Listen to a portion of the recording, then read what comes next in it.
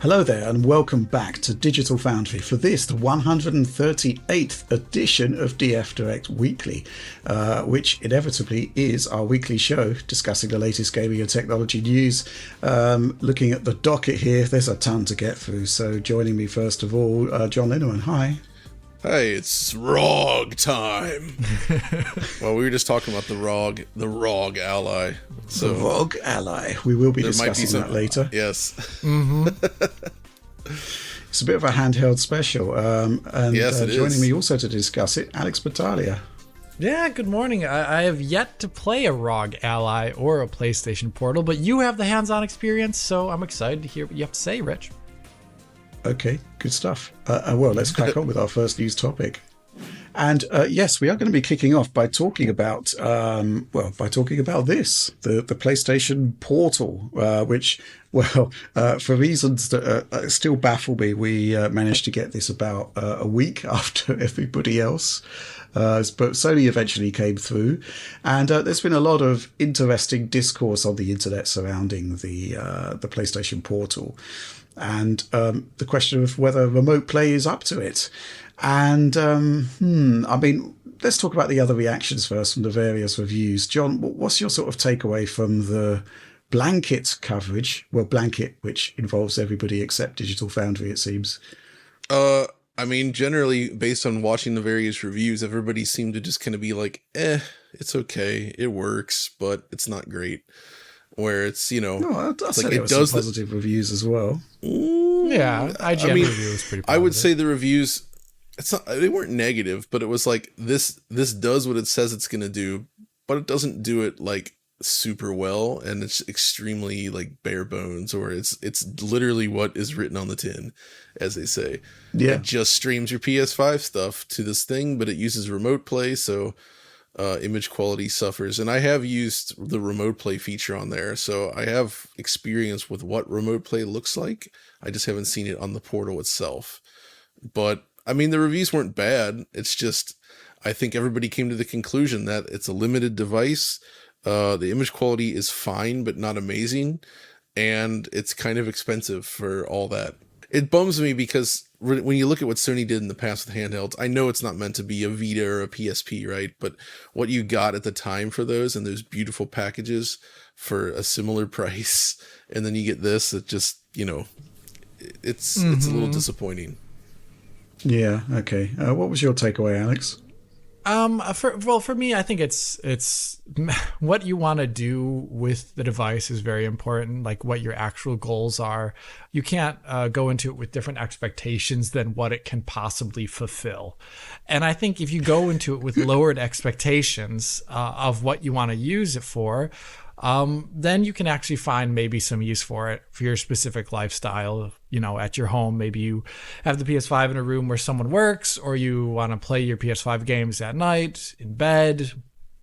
I can see that there's use for this thing. It's just a matter of whether at that point you want to pay the cost for it to do it through the dedicated device, or do remote play in some other fashion.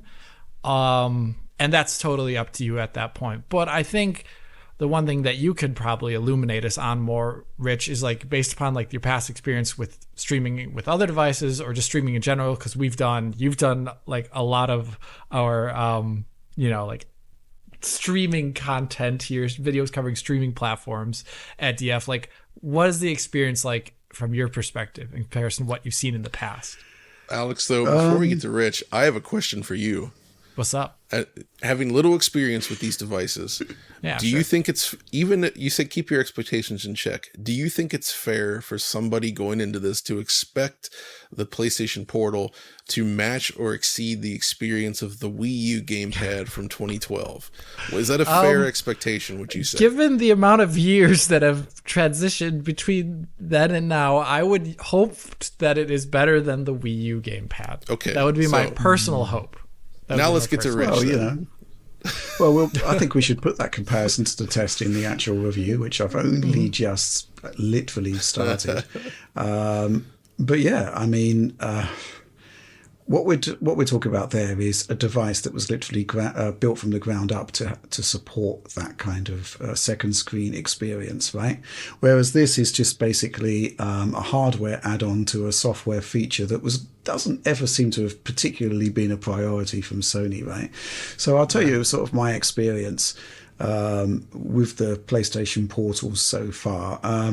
Basically got the box, unboxed it. It's I think it's probably just as well there were no unboxing embargoes for this one, because it is literally the device and a USB cable in a box. There's nothing more to it, which is kind of like the way I like it, because I mean it's a box. It's not as if it's an event as such.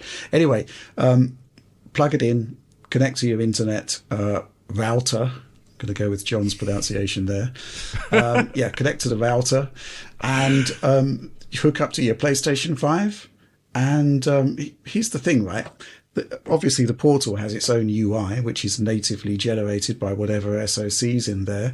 And to begin with, it's very much mimicking the PlayStation 5 interface. And then you remote play into your PlayStation 5, and then you get the streamed version of the interface, which is, first impressions are, well, it's basic remote play, horrible banding on there on that interface. It doesn't look great at all. But go into gameplay and it's actually, well, how can I describe it? Fine, okay, does the job. It's far from an optimal solution, though. What can I say? You can see, I mean, you get quite a big screen there. I think it's an 8-inch LCD. LCD panel quality is acceptable. It looks okay. Blacks aren't fantastic, but it's LCD. Next to the OLED, not great, but next to an LCD, absolutely fine. But the thing is, the quality of the streaming isn't fantastic. I don't understand why there isn't a higher bitrate option. Maybe it's a limitation within the SoC, but I'm sure it can do better. And so you get kind of like a smearing of detail in motion, which doesn't look great, but it's acceptable. Now, if you can get a great idea of the image quality without buying a Portal, just by loading up remote play on whatever device you have available, because it is remote play. And that was the first thing that hit me about it, which was there's no secret sauce here, because that's what you kind of expect from a console from dedicated Sony. device, right? Yeah. Yeah, there was lots of conjecture. Maybe it will switch into a special Portal mode that, maybe has higher bit rates, maybe connects directly to the machine rather than via the router. I've seen no evidence of that so far, but literally I've had maybe 2 hours of play with it. I guess the next thing seems like a fair expectation, though, right? They're selling this for $200. Like, why is it not a more bespoke solution? Why wouldn't they engineer something into the PS5 to do this correctly? Yeah, I mean, it's an interesting device. It's a bit unwieldy, but it is effectively exactly what it looks like, which is a DualSense controller with a honking great screen in the middle of it. But, the benefit of it is that you do get the full DualSense functionality, right? Which is a nice thing to have that you won't get on other forms of remote play. So this is a nice thing to have. But beyond that, it is just remote play, and maybe, it was just expectations going too high going into this one. And, there have been some posts on social media. People are delighted with their PlayStation Portals, and they've done off-screen photography showing the Portal running side by side with the PlayStation 5 hooked into an HDMI screen.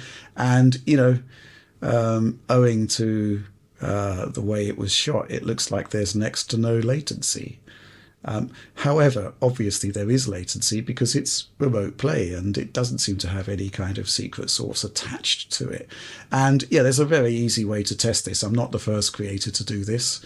You just load up Gran Turismo 7 and then put the Portal and your TV into the same viewport, take a picture, and then you can compare the timer on screen, right? Yeah. And that's what I did. So, the stuff you're seeing here, it's basically my LG CX, which, John, you said in game mode has 12.75 milliseconds of lag? I think it's 13.6 milliseconds now with the current firmware. Really?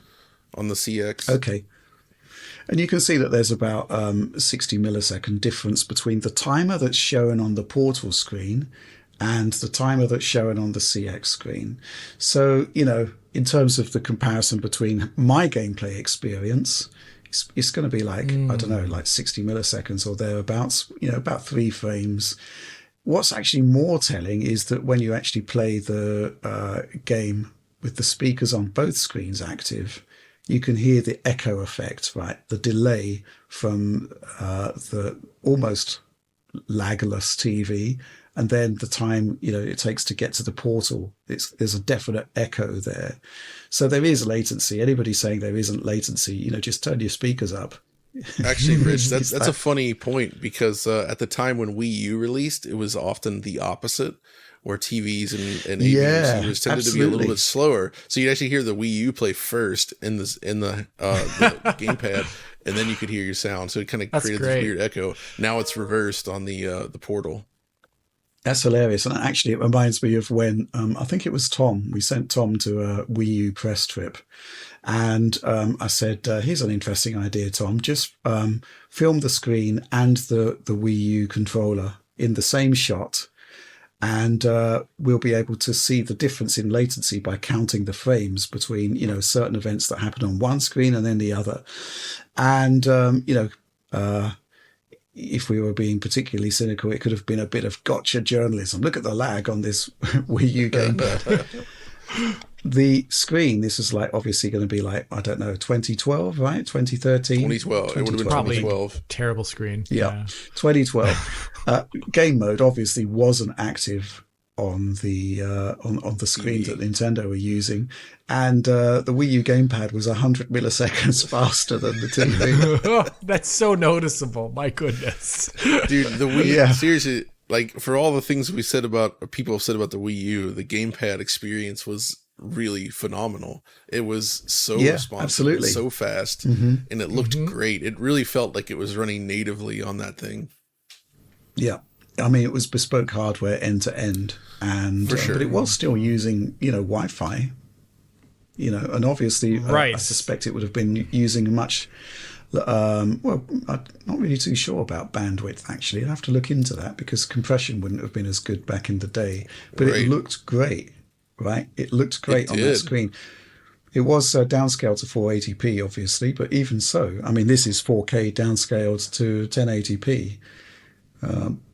So yeah, there's obviously some compromises there, but even so, I mean, it definitely had fewer compression issues than the PlayStation Portal has, and PlayStation Portal, it's fine. It does the job. I think what's something that's working in its favor here is that basically almost every game on PlayStation 5 you can run at 60 frames per second, right? And you inherently get a lower level of input lag because of that.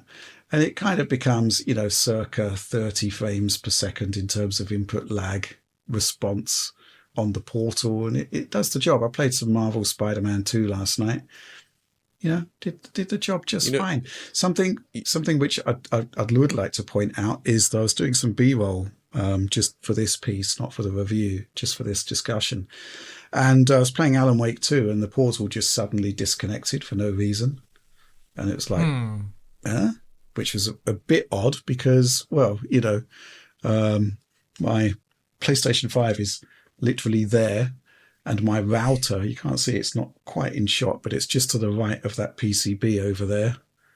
It's just over there. So I'm literally maybe 1.2 meters away from the router. Sorry, John.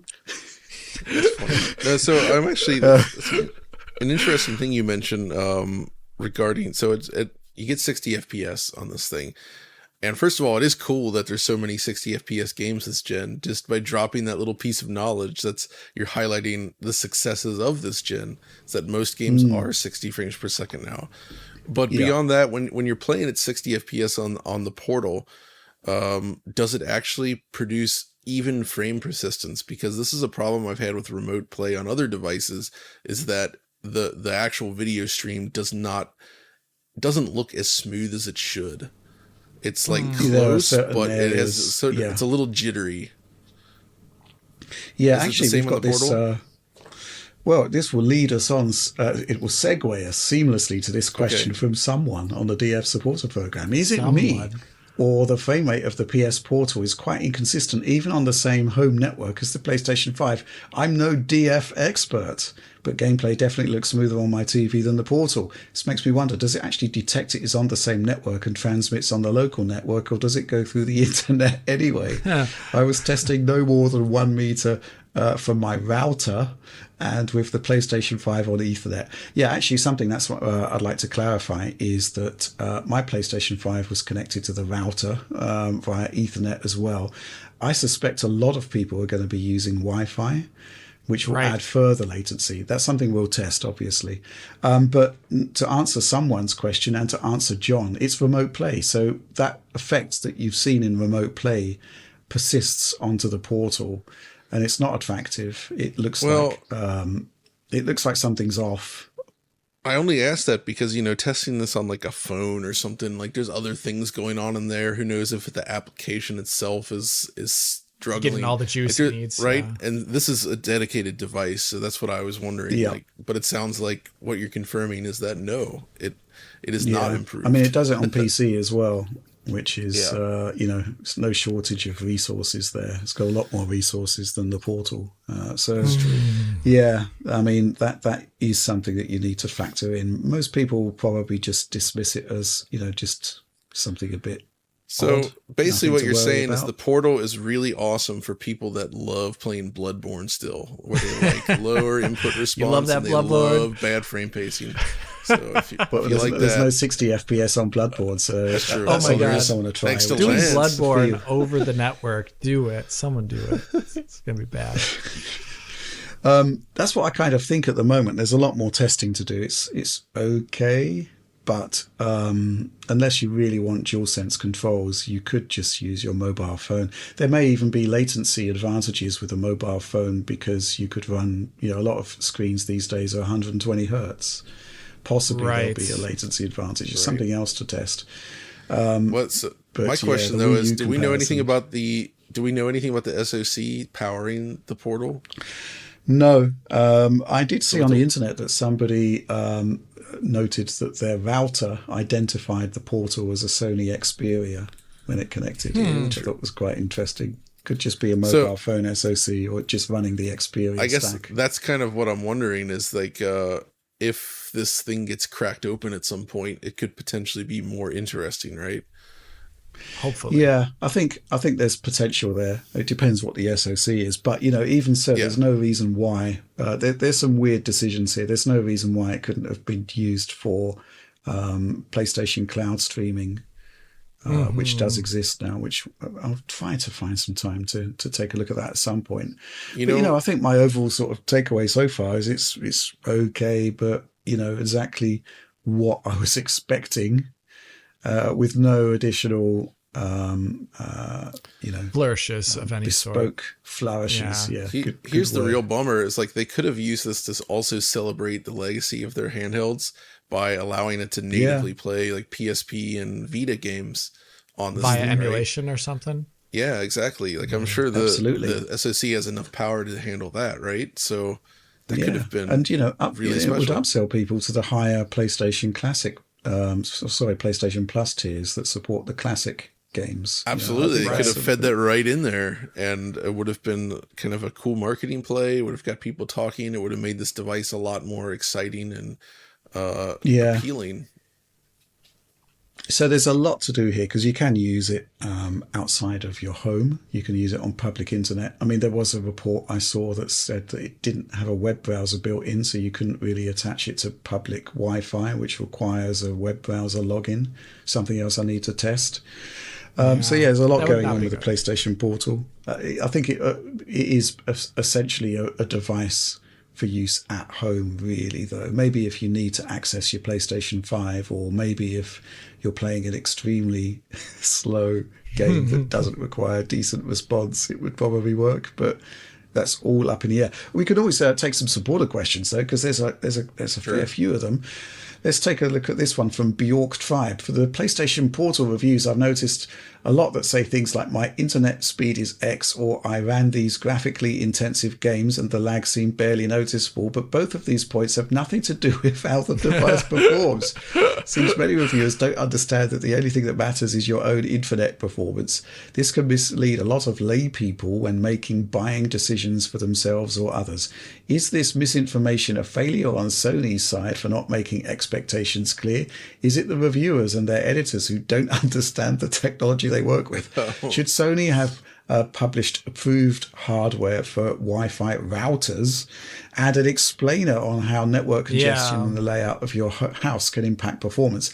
Long question here, but I am always impacted when people are at best ignorant of the products they are using and at worst giving a glowing review because they were either paid to do so.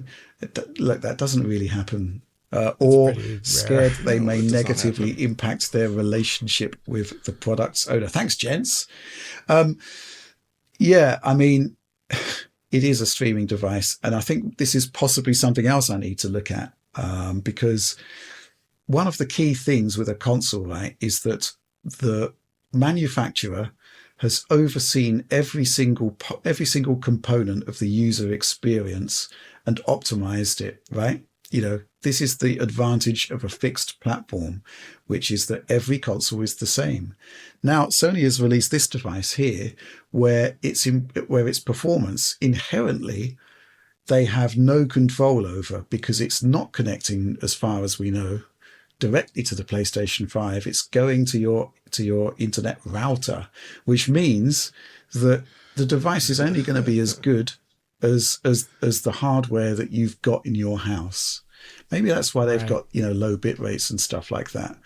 But that is, for me, something that's fundamental and is a potential problem, a big one, because we're seeing reports now on Twitter of people that are having very, very different experiences with the PlayStation Portal. It's not the fault of your PlayStation 5. Some might say it's not the fault of the Portal. It's the fact that there's this box that sits in between the two devices that Sony has no control over whatsoever. And it's the same with cloud streaming.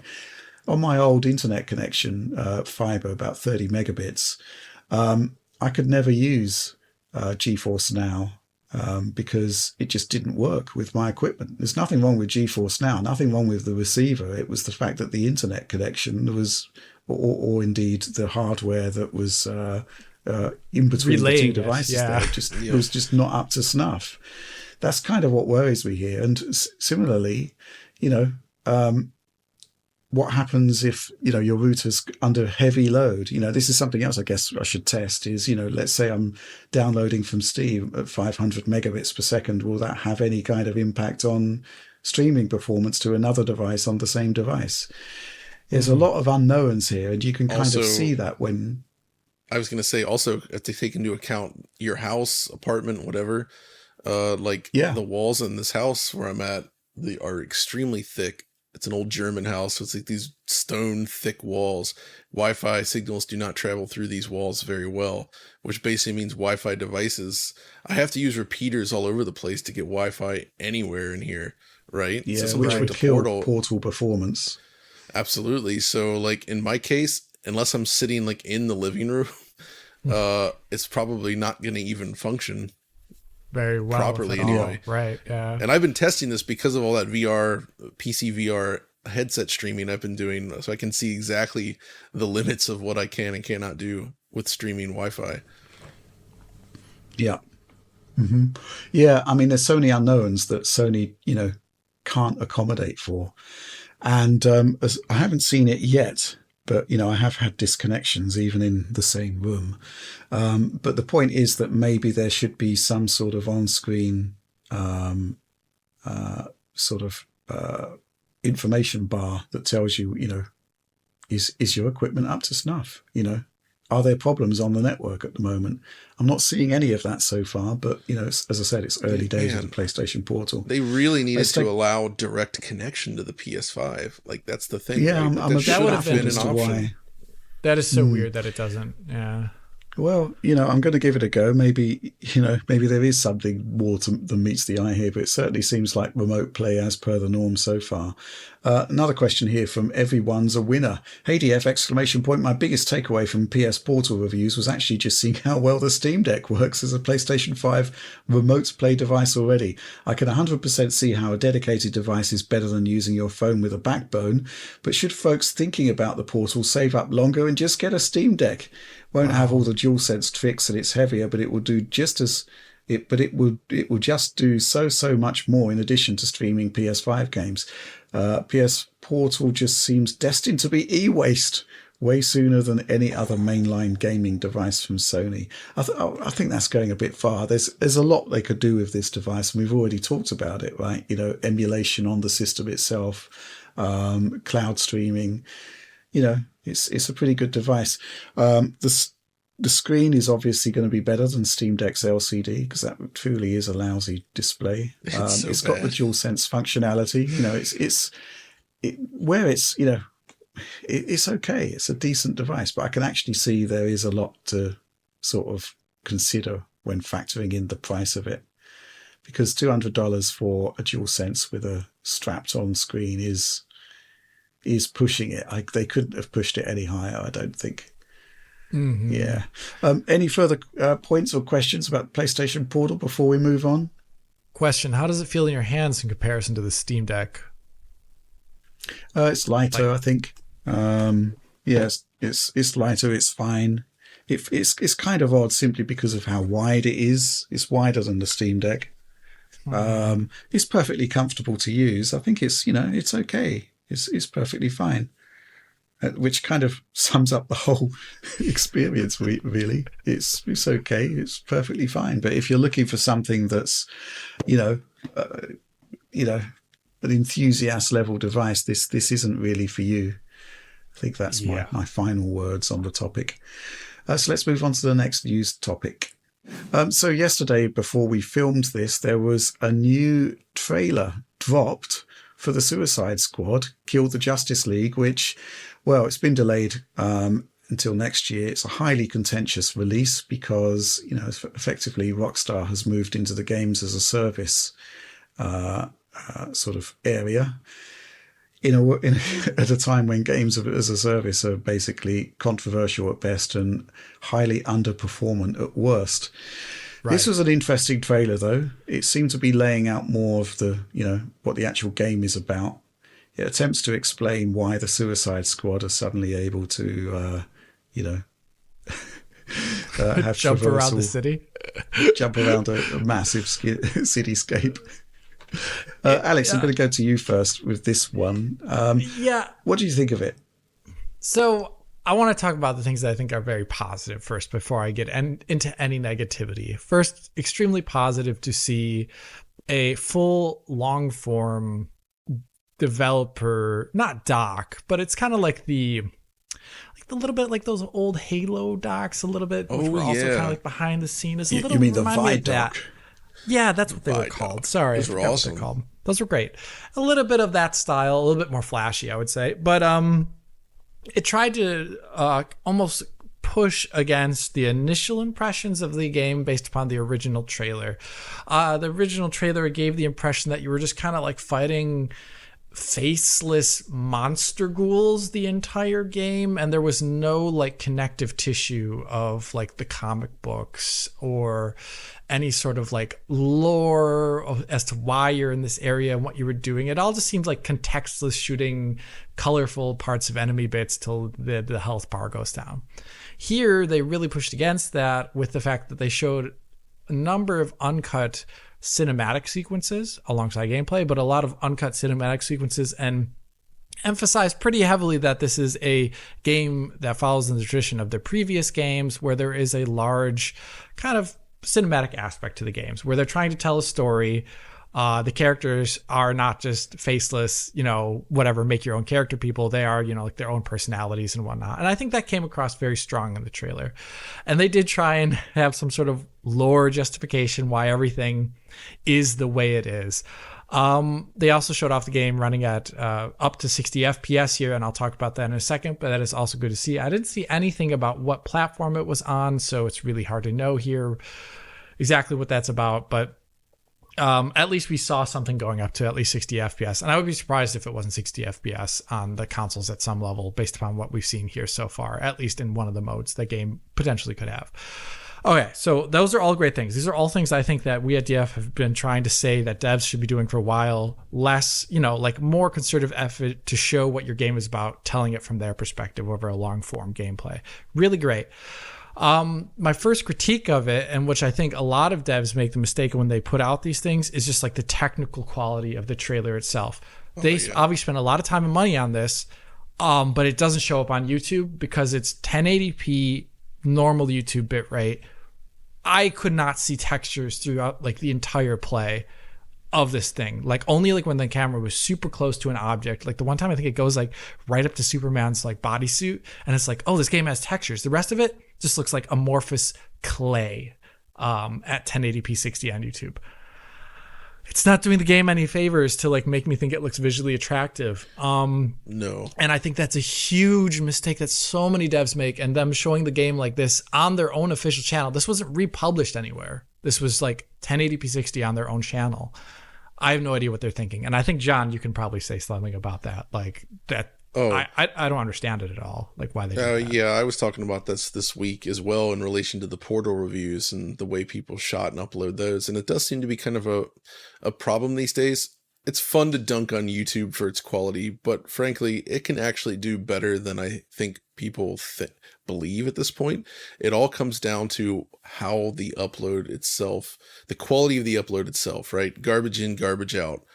So, when you get these videos 1080p 60 max, or you have videos that are just 4K 30, that's part of it. But then there's also like the encoder settings that you use and various other things like that we pay very special attention to ensure that the videos look very crisp on YouTube. And YouTube can handle it, not perfectly. There is some degradation, but when it's running in, I guess it uses AV1 or VP9, I forget at this point. I think it depends. It uses H.264, VP9, and AV1. Okay, so all of that stuff is there. But either way, when you do it right, YouTube can look okay. And I find these days, most companies, most publishers uploading videos of their games, I think that they miss the boat on this. They don't get the best quality. And I also saw questions like, why would you upload a 30 FPS video at 60? And that's, again... Yeah. First of all, YouTube supports a maximum of 60 hertz for videos right now. So you want to match your encode to their max frame rate for optimal persistence as well as maximum bit rate. And by persistence, that's like frame pacing, basically. Like you want to put your 30 FPS video in a 60 hertz container so that every frame is displayed twice as it should be. It'll make it look more consistent and smoother. Plus, of course, you get the extra bit rate of going at 60. So, I mean, this is all kind of secondary to the game itself, right? But I think it's an important topic, and you're absolutely right, Alex, where when watching a fast action game like this with so much granular detail, these large open scenes, and every time the game moves, it just turns to mush, and it makes the game look worse perceptually than it should. So, way worse. Yeah. If y'all are watching this, you might want to come talk to us sometime, Yeah. We can give some general hints. Yeah, just some super general hints about like what to worry about when uploading. Yeah, basically, even if your asset is 1080p, upscale it to 4K. Upscale it. Secondly, when you're doing your edit and you export it, either use a fantastically high bitrate or export as ProRes or something like that, a really good intermediate codec. So and then crunch it, encode that YouTube separately. At really high quality levels and then upload. You could even, if you've got gigantic bandwidth and you can wait for YouTube's processing for days on end, you could even upload the ProRes if you wanted. That's true. But essentially, when you've got like Premiere doing like 40 megabit exports, HEVC, that there's a chance it's not going to look great just from your initial asset before you upload it, and then YouTube's going to mangle it. But 1080p in particular seems to be, I suspect, what YouTube generally wants to generally streams at on average. Therefore, they've put in a lot of optimization, i.e. lowering of quality in terms of bit rate. So yeah, just don't do it. Really, don't upload a Rich, 1080p asset at this point. that is very much a workflow issue as well. And I've observed this because somebody's asked me about this before, and what they were doing was capturing everything in like OBS, at using like H.264 at like not a great quality, just like reasonable quality, but not amazing. So you're taking this already compressed file, you're editing that in like Premiere, whatever software. Then you're using, big mistake is like a Premiere's default like H.264 exporting, right? So it re-encodes that H.264 video, which was already slightly compromised, overly compressed. Yeah. So you're recompressing that, right? And then you're uploading that to YouTube, and then YouTube further mangles it. For me personally, I know it varies depending on what task you're doing. I do like to work in ProRes because it's faster for editing, but it's also the initial video files themselves are very high quality. And then I export the project out to ProRes. And that becomes like the master video file. And from there, then I encode using high quality settings. And that's what I upload to YouTube. And I think that makes a huge difference in terms of what you get on YouTube. And it's something that I think a lot of people uploading don't seem to do that. And it does affect the quality. For gameplay specifically. Quite a long discussion on that workflow there. Almost as if, Sean, you don't want to talk about Suicide Squad. Oh, no. Okay. Okay. Like Alex said, I actually would say that this video does feel like a response to those initial impressions earlier this year, where they slowed down and they tried to explain what this game is and actually show what it is, but also kind of lean a little bit more into the single player side, because back in that original video, they were very much about the games as a service experience, right? There was the memes going around about like, we have this thing called the gear score, and everybody just like rolls their eyes like, oh my God. Jesus. I noticed them very specifically saying things like, yeah, you can play in co-op with your friends, or if you want, you can play it completely in single player and, switch between the characters based on the story missions. And I felt like they were putting a lot more effort into really highlighting the fact that it is still a single player experience if you want it that way. And, I think some of the cutscene stuff they showed was quite good. I think the visuals, what I could see anyway through the 1080p 60 feed, I think it looks good. I would say it looks better than the not Rocksteady developed Gotham Knights. But still, at 3:19 in the video, they cut to like a scene of Arkham Knight, right? And you see that whole skyline with that city, and it still somehow looks more visually striking than what they're doing in Suicide Squad. Like that game, my goodness, what an impressive accomplishment. But I mean, the gameplay here looked more fun, I would say, because it was less about just jumping, because that original trailer was just jumping all over the city, flying around and just shooting like glowy bits and watching numbers go up. Yeah, it did not look anything like a game. I fear that there's probably still plenty of that in here, but it does at least seem like there could still be an enjoyable experience for those that aren't looking for that. It remains to be seen, but I really feel like we've reached this like tipping point for games as a service. Like the general public reaction to them is often very poor. Mm-hmm. And I think a lot of this goes down to this: when you're out to build one of these games very specifically and you're trying to say, we've got all these things that make these games addictive in our game, I think that's not a good sales pitch. I think the real sales pitch is you have to make something that looks really interesting, fun, and exciting to players. And the service part is just a side thing, right? I don't play Genshin Impact, right? But that is a very popular game. And when you look at the way they present that to the audience, they're not focusing on like, yeah, we have all these types of things in here. It's about the story, the characters, the world. It presents something that entices people to want to give it a shot. And I think that's something that's missing with a lot of these more corporate driven mandates to get more games as a service out there.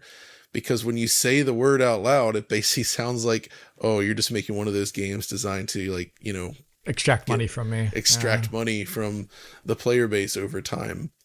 To also hammer point a little bit about them spending a lot of this trailer justifying the fact that why all these characters are jumping around and acting all, really fast and all these things. At the same time as them doing a great justification for it, I don't want to say it's contrived or anything like that. Comic books are all contrived. But, like, it does feel like sometimes, like, watching it play out, since it is about shooting and they call it a shooter even, it is very interesting why this is even a Suicide Squad game. And I would be very curious to see like how it was initially pitched in the universe itself, because it feels like it could almost be a different setting. And it wouldn't, because like, for example, like this, they say the city is like devoid of civilians because they've all been they've either been killed or turned into some sort of monsters. Or they've left. And, at that point in time, you're throwing away all of like the, like the stuff that you get in like Marvel Spider-Man with like all the people around the city interacting with you and like doing the silly stuff with Spider-Man. And you're like losing that city feel and it's just like an empty playground. At what point in time, like what is the point of it even taking place there in this place if it lacks a lot of other than the window dressing being there? Like what's the point?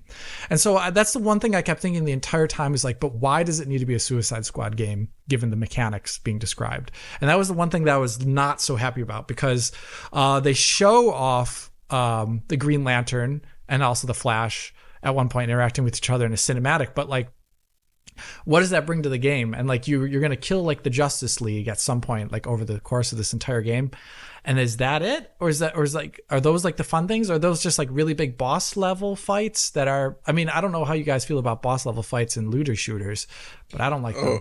Alex, they seem to suggest it was a boss fight for the major Justice League characters.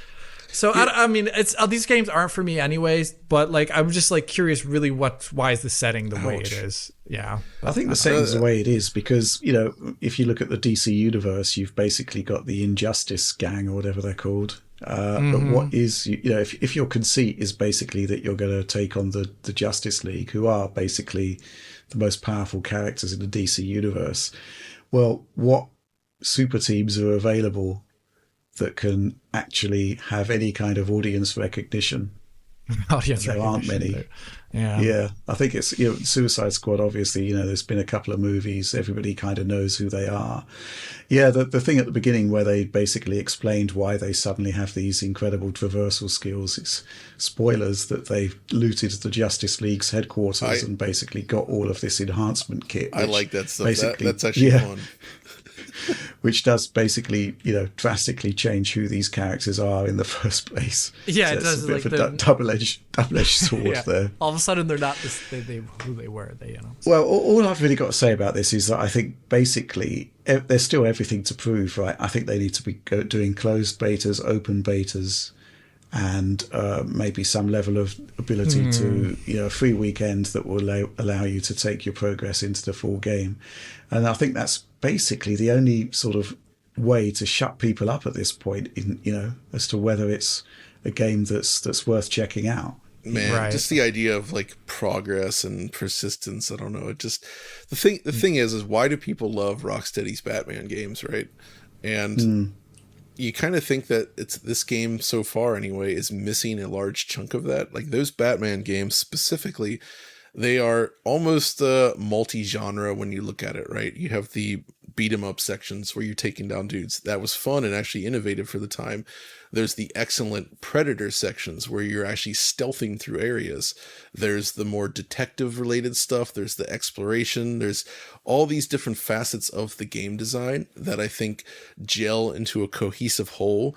And you actually feel like you're making progress through the world.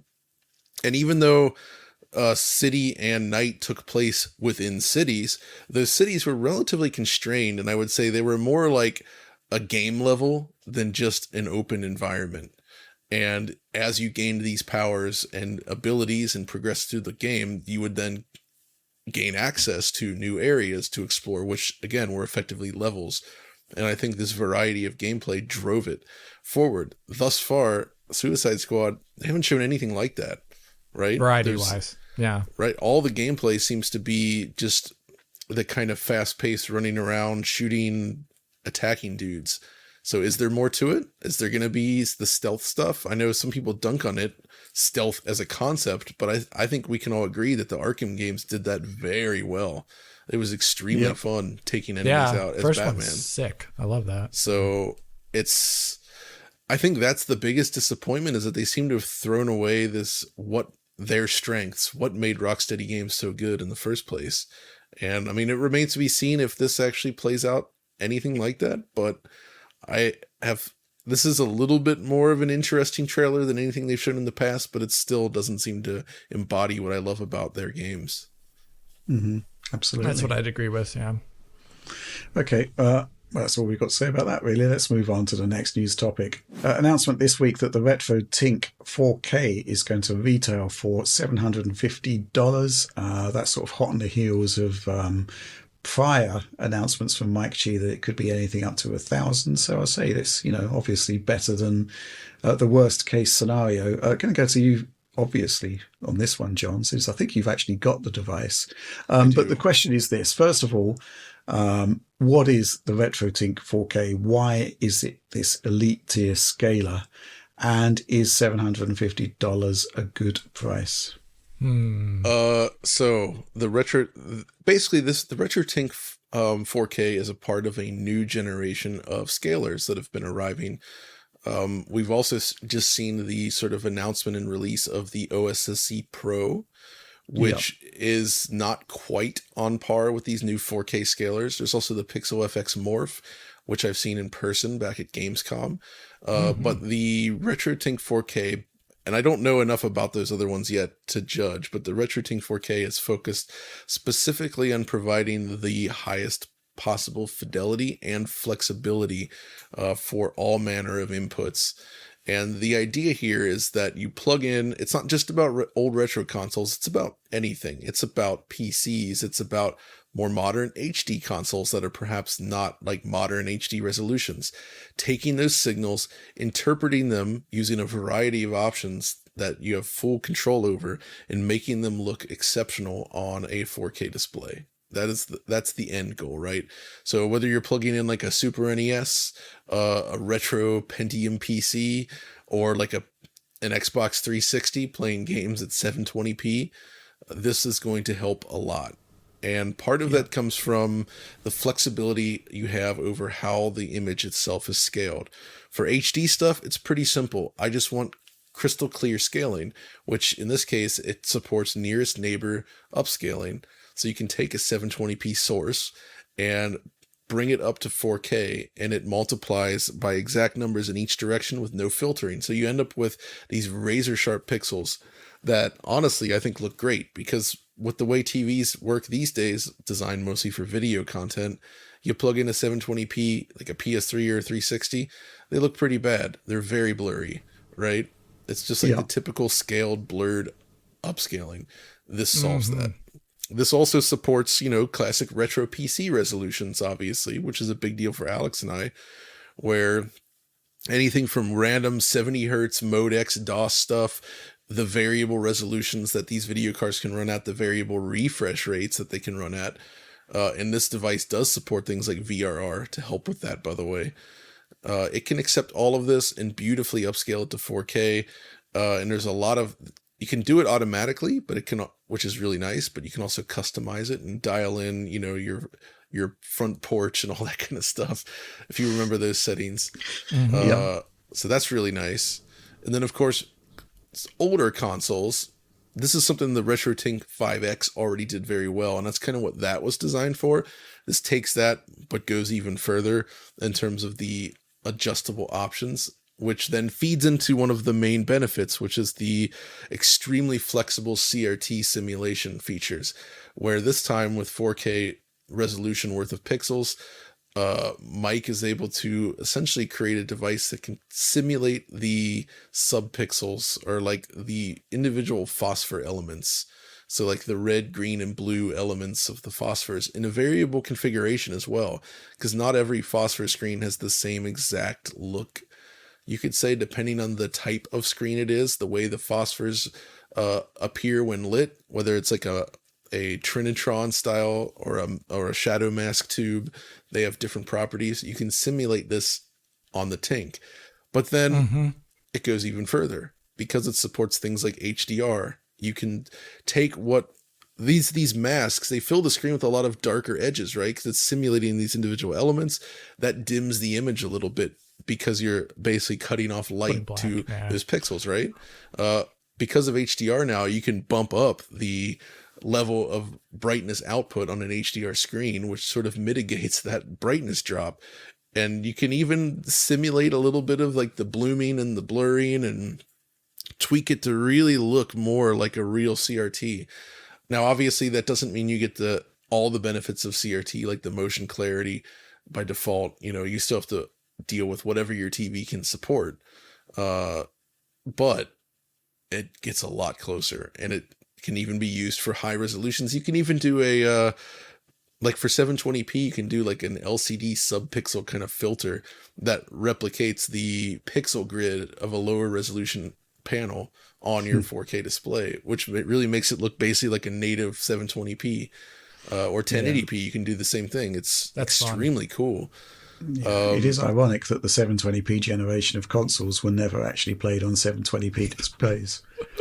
The horror. The only exception would be if you had like one of those DLP rear projection sets or a DLP projector. Those were sold often at 1280 by 720, but most displays back then were like 1366 by 768 or something, right?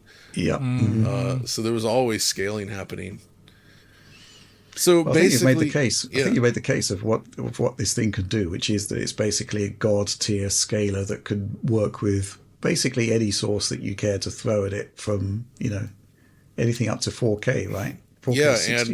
And it does 4K 60, but you can also output 4K not 4K 120, but you can do 1080p 120 and maybe slightly higher at 120. Why would you want to do that? Well, that's because it has its own black frame insertion feature built in that was carefully tuned and derived from the work of Mark from Blurbusters, which of course is the king of everything blur related on modern displays, right? So you can experience that as well, it's actually very effective. It looks really, really great. So yeah. I mean, we had a big bunch of supporter questions here. Bring them because on. in actual fact, there were more questions for this than any other topic, even more than the PlayStation Portal, which I think is quite remarkable. This one from Guy Mendez. Greetings, DF crew! ! I have a question for John. With the official announcement, the price of $750 for RetroTink 4K, can you say if it's a must for customers with 4K displays? I've seen Mike saying the RT 4K is more of a device intended for professional use with pristine capture as a must, and that the standard RT5X Pro pretty much covers all the bases for the regular users. But I don't know, am I truly missing something by not budgeting for the steep price of the RT4K? Well, I think that depends entirely on your use case, kind of as Mike suggests. If you're just here to upscale your Sega Mega Drive / Genesis or Super NES to look okay on your modern screen, the 5X, I think, gets the job done just fine. Obviously, does it do the nearest neighbor scaling? Yeah. Oh, yeah. All the scaling's good. It's just it maxes out at 1440p, maybe. Okay. I think so. It's lower maximum resolution, and it lacks some of the more advanced features, obviously. And it does CRT stuff, but not nearly to the same quality as the 4K. Where the 4K really comes into effect is when you increase the breadth of devices that you want to use with it. Like I've said, prior HD consoles, even recent ones like the Switch, actually benefits a lot from this thing. If you're just sending a native or nearest scaled 1080p signal to your 4K screen, it makes things look a lot sharper on the Switch as well, right? Yeah. So it's good for any of those types of devices. I think having a VGA input's also nice, whether it's for retro PC use or things like a Dreamcast on various of the devices that might have VGA. It's basically like expanding the functionality to include all these other types of inputs while then giving you more granular control and more options for making it look really great on your screen. So if you want maximum image quality, if you have other devices besides just this typical, mid 90s and older retro consoles, especially, this is absolutely the way to go. Okay. This one from Ferdinand. I'm always hearing about the great RetroTink upscalers, usable for every retro console and very expensive, but are there console-specific upscalers that do a good job without costing as much as a modern GPU? Absolutely. I guess there is, yeah. So it varies a little bit depending on the console, but basically the Pixel FX line of I think it's the Retro Gem it's called, is a really great product that I can recommend. And that thing works in PlayStation 2. It works in Dreamcast and N64, and I think that's what it supports currently. And those, they're continuing to work on this product and other similar products to offer that for other consoles. I hope one day we get an Xbox version because, man, that would be killer. But basically what that is, that's an internal mod that provides HDMI output. But the benefit there, and I even combine this with the RetroTink now for maximum quality. But what this is it taps it directly into the board. So it's pulling the digital signal off the main board of these consoles and then outputting that over HDMI. So it bypasses all analog video issues. So you get absolutely per pixel pristine video quality out of it. But those do not support actual 4K output though. They look awesome even at 1080p, but that's why if you feed it into something like the Tink 4K, you can take that perfect like non-analog HDMI output and just drop it into the Tink and you get this perfectly scaled 4K image you can manipulate, and it's just it's supreme. I did this for Tom actually for his Metal Gear video, where I captured Metal Gear Solid 2 and 3 at 480p on PlayStation 2, because using the Retro Gem on the PS2 you can actually, so I forced 480p on those games using the homebrew memory card, I guess the FreeMake boot loader. And then because it outputs within a certain canvas size, those games have a slightly narrow pixel aspect ratio. The Retro Gem can actually adjust for that, and you can fix the aspect ratio without really any sort of visual compromise. So all of this stuff works really well together. But if you just have those specific consoles, that's a good option. I think Mike himself built some cables that were then used from Retro Gaming Cables UK actually makes them, where they have the older original 480p output, like the line doubling RetroTink features built into the cable. That's so crazy. You basically just plug that into the back of like a Super NES or something, and you can get like HDMI output out of that, and it's line doubled to 480p. So you're not going to get all the sharp, nice scaling, but it is a digital. It's not all digital because it's still pulled from the analog port, but you get some nice image quality. It's better than nothing. Mm-hmm. Yeah. Okay, well, let's take a look at this question. And it is from Johnny 5A, Johnny _5A, sorry. He is alive. A lot of updates on new retro upscalers lately, but having trouble figuring out equivalent capabilities. Is OSSC Pro equivalent to RetroTink 5X? And how is RetroTink 4K better? Also curious on how motion adaptive deinterlacing actually works. So the OSSC Pro is something I have not tested yet, but based on everything that I've seen, it does not support 4K output like the RetroTink 4K, but it does still have things like VGA input and plenty of other nice options. It has 120 hertz with black frame insertion, it looks like. Okay. From what I can tell, it seems to occupy this sort of middle ground between the RetroTink 5X and then the Tink 4K, where it has some of the features you get on the 4K, but more features than the Tink 5X. And of course, the OSSC was a legendary device. That was one of the first absolutely open solutions for this problem beyond the old FrameMeisters from Mecomsoft, right? So I'm very curious about the OSSC Pro. I think I would still prefer the Tink 4K based on its higher set of features, but the Pro looks really great. I'm also curious about the Pixel FX Morph. We still don't know when that will hit. That also supports 4K output and seems much more closer to the Tink 4K, although I don't think it's using... I don't know. I need to wait to see more on that one as well. Okay. But at least the point is there's a lot of options out there. Yeah. Okay, we'll have to do some sort of group test at some point, I think. Here's a question and the last question from some guy person. Regarding the RetroTink 4K, TV broadcasters are famously still using 720p and 1080i as their broadcast resolution, and basically everything uses bilinear upscaling to bump it up to 4K. Could the RetroTink 4K make that upscale better and be an essential addition for people who watch live sports? Thanks again! Exclamation point. Sounds like it does to me, but you'd need an external box, right, John? Yeah, so I think the only limitation there is how you feed it into the Tink 4K.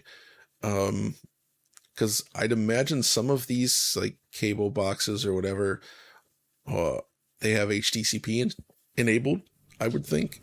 Right now, right, it's a good point. Yeah, if you still have a box that has like component output, I think my dad has one of those where it's, you can still get 720p 1080i over component video. That's not HDCP encoded, obviously, because it's not HDMI. And you can pipe that directly into a Tink 4K without any fuss.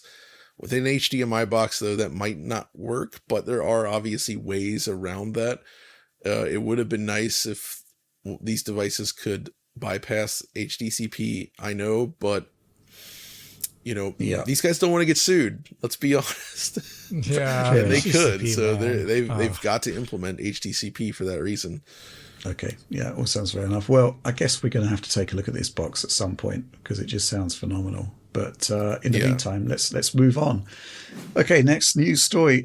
Not really a news story, more of an update. A couple of weeks ago, we covered, my first impressions of playing EA's WRC on PC, Max PC there, 13900K, RTX 1490. There were two discussion points, really. The poor state of the PC version at launch, which has some pretty egregious shader compilation stutter and other issues, and more generally, whether it was a great idea for Codemasters to shift away from its own Ego engine-powered Dirt Rally titles towards Unreal Engine 4 for EA WRC. And I think we learned that, essentially it was the size of the stages that they needed to do that necessitated that switch. But anyway, after that, EA got in touch to say, hey, we've cured the stutter issues. Maybe you could take another look at EA WRC. And I think we should probably look at the whole game and do a general review on it. But, I didn't have time last week, but I did have time, yesterday. When I say I have time, I did it at night after I finished my work. And basically, I gave it another go. Patch installed, game run. Good news, first of all, the shader compilation stutter is gone, seemingly. Doesn't seem to stutter as badly, if at all, according to, Unreal Engine style limitations. But I've still got issues. And a lot of them are exactly the same as what I pointed out 2 weeks ago. And it's disappointing not to see any kind of movement on this. First of all, I want to talk about camera stutter. This is 4K capture, 60 frames per second. This is just a sort of small pan around a vehicle here. And it just doesn't look right. Obviously, it is 60 frames per second, but the update on the actual camera seems to be off. Alex, you took a look at that, I guess, as well. It just looks wrong, and it actually persists into the game. It's not just this particular view of the of the car, but this uneven camera movement, like John talked about recently with Mario RPG. When it seems very similar to that, but that was induced by frame drops. This just seems to be even at a flat 60, the camera is not moving at the proper rate from frame to frame. The amount of distance between each frame is different. So wrong. Just looks odd, and it persists into the game as well, which is really not a great thing. The other major issue that I found is that, whenever the car seems to impact with an obstacle on the side of the road or whatever, there's like a massive stutter for some reason. Yeah, what the heck? What's that all about? I don't get it. And the third issue, which I didn't actually produce head-to-head assets first time around, but I did it this time around because there's just weird things happening when I do a quick rally, where essentially, it just randomizes everything and it chooses the stage for you. What's happening here is that the first time I play through, bearing in mind RTX 4090, it is max settings, but it's DLSS quality. So, it's 1440p. It could easily handle 60 frames per second locked. But you start the rally and it's not 60 frames per second. It seems to lock to an arbitrarily lower frame rate. It's kind of odd. But then you can restart the rally and it's 60 frames per second, as you would expect. It's just kind of weird. And it was kind of exacerbated on my next test where, the first time I tried it, I couldn't get a locked 60 frames per second. The second time I tried it, couldn't get a locked 60 frames per second, but I restart the rally. I've not restarted my computer. I've not restarted the game. I've just used the in-game menu option to restart. And then I get 60 frames per second. And it's worth pointing out that when you do have that sort of lower frame rate, dropping to a lower DLSS quality level, it just makes no difference. So it's not a rendering issue, right? It's just bizarre. So, just a quick update there. I still think, it could well be one of these scenarios where it's, limited to certain PCs or whatever, but unfortunately that's how it looks like on mine. So EA asked for an update. There's the update. It's not great news still on the PC version, but maybe we should be taking a look at the console versions as well. Any thoughts from you, Alex, having looked at the footage? Well, I've actually experienced the degradation in performance to an arbitrary frame rate level before in an Unreal Engine game, but it was a UE5 game. It was when I covered, I want to call it Solaris, but it's not called that, darn it. It was the the space Unreal Engine 5 game. I forget what the name of it is that I covered in my... Fort Solis, sorry, thank you. Fort Solis, not Solaris. Solaris is a very different thing, but also it's a different thing, but it's the sim style at least. They, in that game too, when I once started it up, it just like arbitrarily lacked to like 48 FPS, and I couldn't get it to go away until I restarted the game. So I've seen similar behavior like that before and in a UE title, but here it wasn't the exact same, but it's something I've seen before. So I was just wanted to mention that I've seen this before in a UE title thing before. The rest of the issues though are just confounding to me, because especially the one where you like hit the side of the track and the stutters occur, because I have to imagine. Yes, the Matrix demo was just like that. Oh my God, that's so true, John. I doubt they are using any of that. No, I don't think it's related at all. But it is interesting to see like these kind of like basic things having issues, because like those are like basic quality aspects of just like releasing a game, and they're very concerning when I see them. And when I looked at a lot of the graphical presentation here, it is interesting how they had to like, there's no way this had to have required a lot of bespoke work, to say that DF word, because I don't think per default that Unreal Engine 4 specifically very easily supports things like real-time cube map generation, and the cars seem to have it in this game on like the windows and whatnot. So they had to do a lot of work here, most likely, even for the fact to just get like this game looking like the way they did. Right. And it's weird to see like they'd spend all the time on those things, but then like the basics are not necessarily there always for the PC version based upon all your testing so far, Rich. So it's just for me in my head, I'm just like wondering, was it worth it to do all this to get it to UE4 to get this one feature of the extended track range when you already had tried and proven technology which didn't have a lot of these core issues per default? Yeah. I think the issue for me is that, basically I didn't spend more than half an hour on the game last night, right? I just did some captures, I put in a new graphics driver, nuked the shader cache. So, essentially I wanted to go in as a first-time user would experience this game. And there are things here which are so obviously wrong, where it's either a configuration issue with a specific array of PC hardware, or it's just something that's basically gone wrong with the game. And to see these egregious issues still there after launch, but to actually see them at all, I just can't quite get my head around that. It's just not quite right. But that does seem to be a bit of a problem, especially in the PC space these days, where, you can just fire up a game and maybe it's just because it's quote unquote it's DF, but no, it's not. Yeah. It's not. There are fundamental issues with PC games that are coming to market where, the question is, why are we seeing this? Who played the game? Surely somebody pointed this out. Why wasn't it addressed? It's just baffling to me, and I guess it always will be. But until it stops and goes away. Yeah, but okay. Well, that is the EA WRC update. But yes, we haven't looked at the console version, so maybe we should. But for now, that's it. let's move on. Okay, obviously this week it was the launch of the Steam Deck OLED, and there was the predictable rush to the Steam store to basically crash the site and get hold of this hot new hardware. But in the meantime, basically across the whole week, people have been asking me one question. I'm getting DMs about it. I'm getting, it's the question. I guess it's because the Asus ROG Ally has basically had £100 shaved off its retail price for Black Friday. And the question is, should I get a ROG Ally or should I get the Steam Deck OLED? And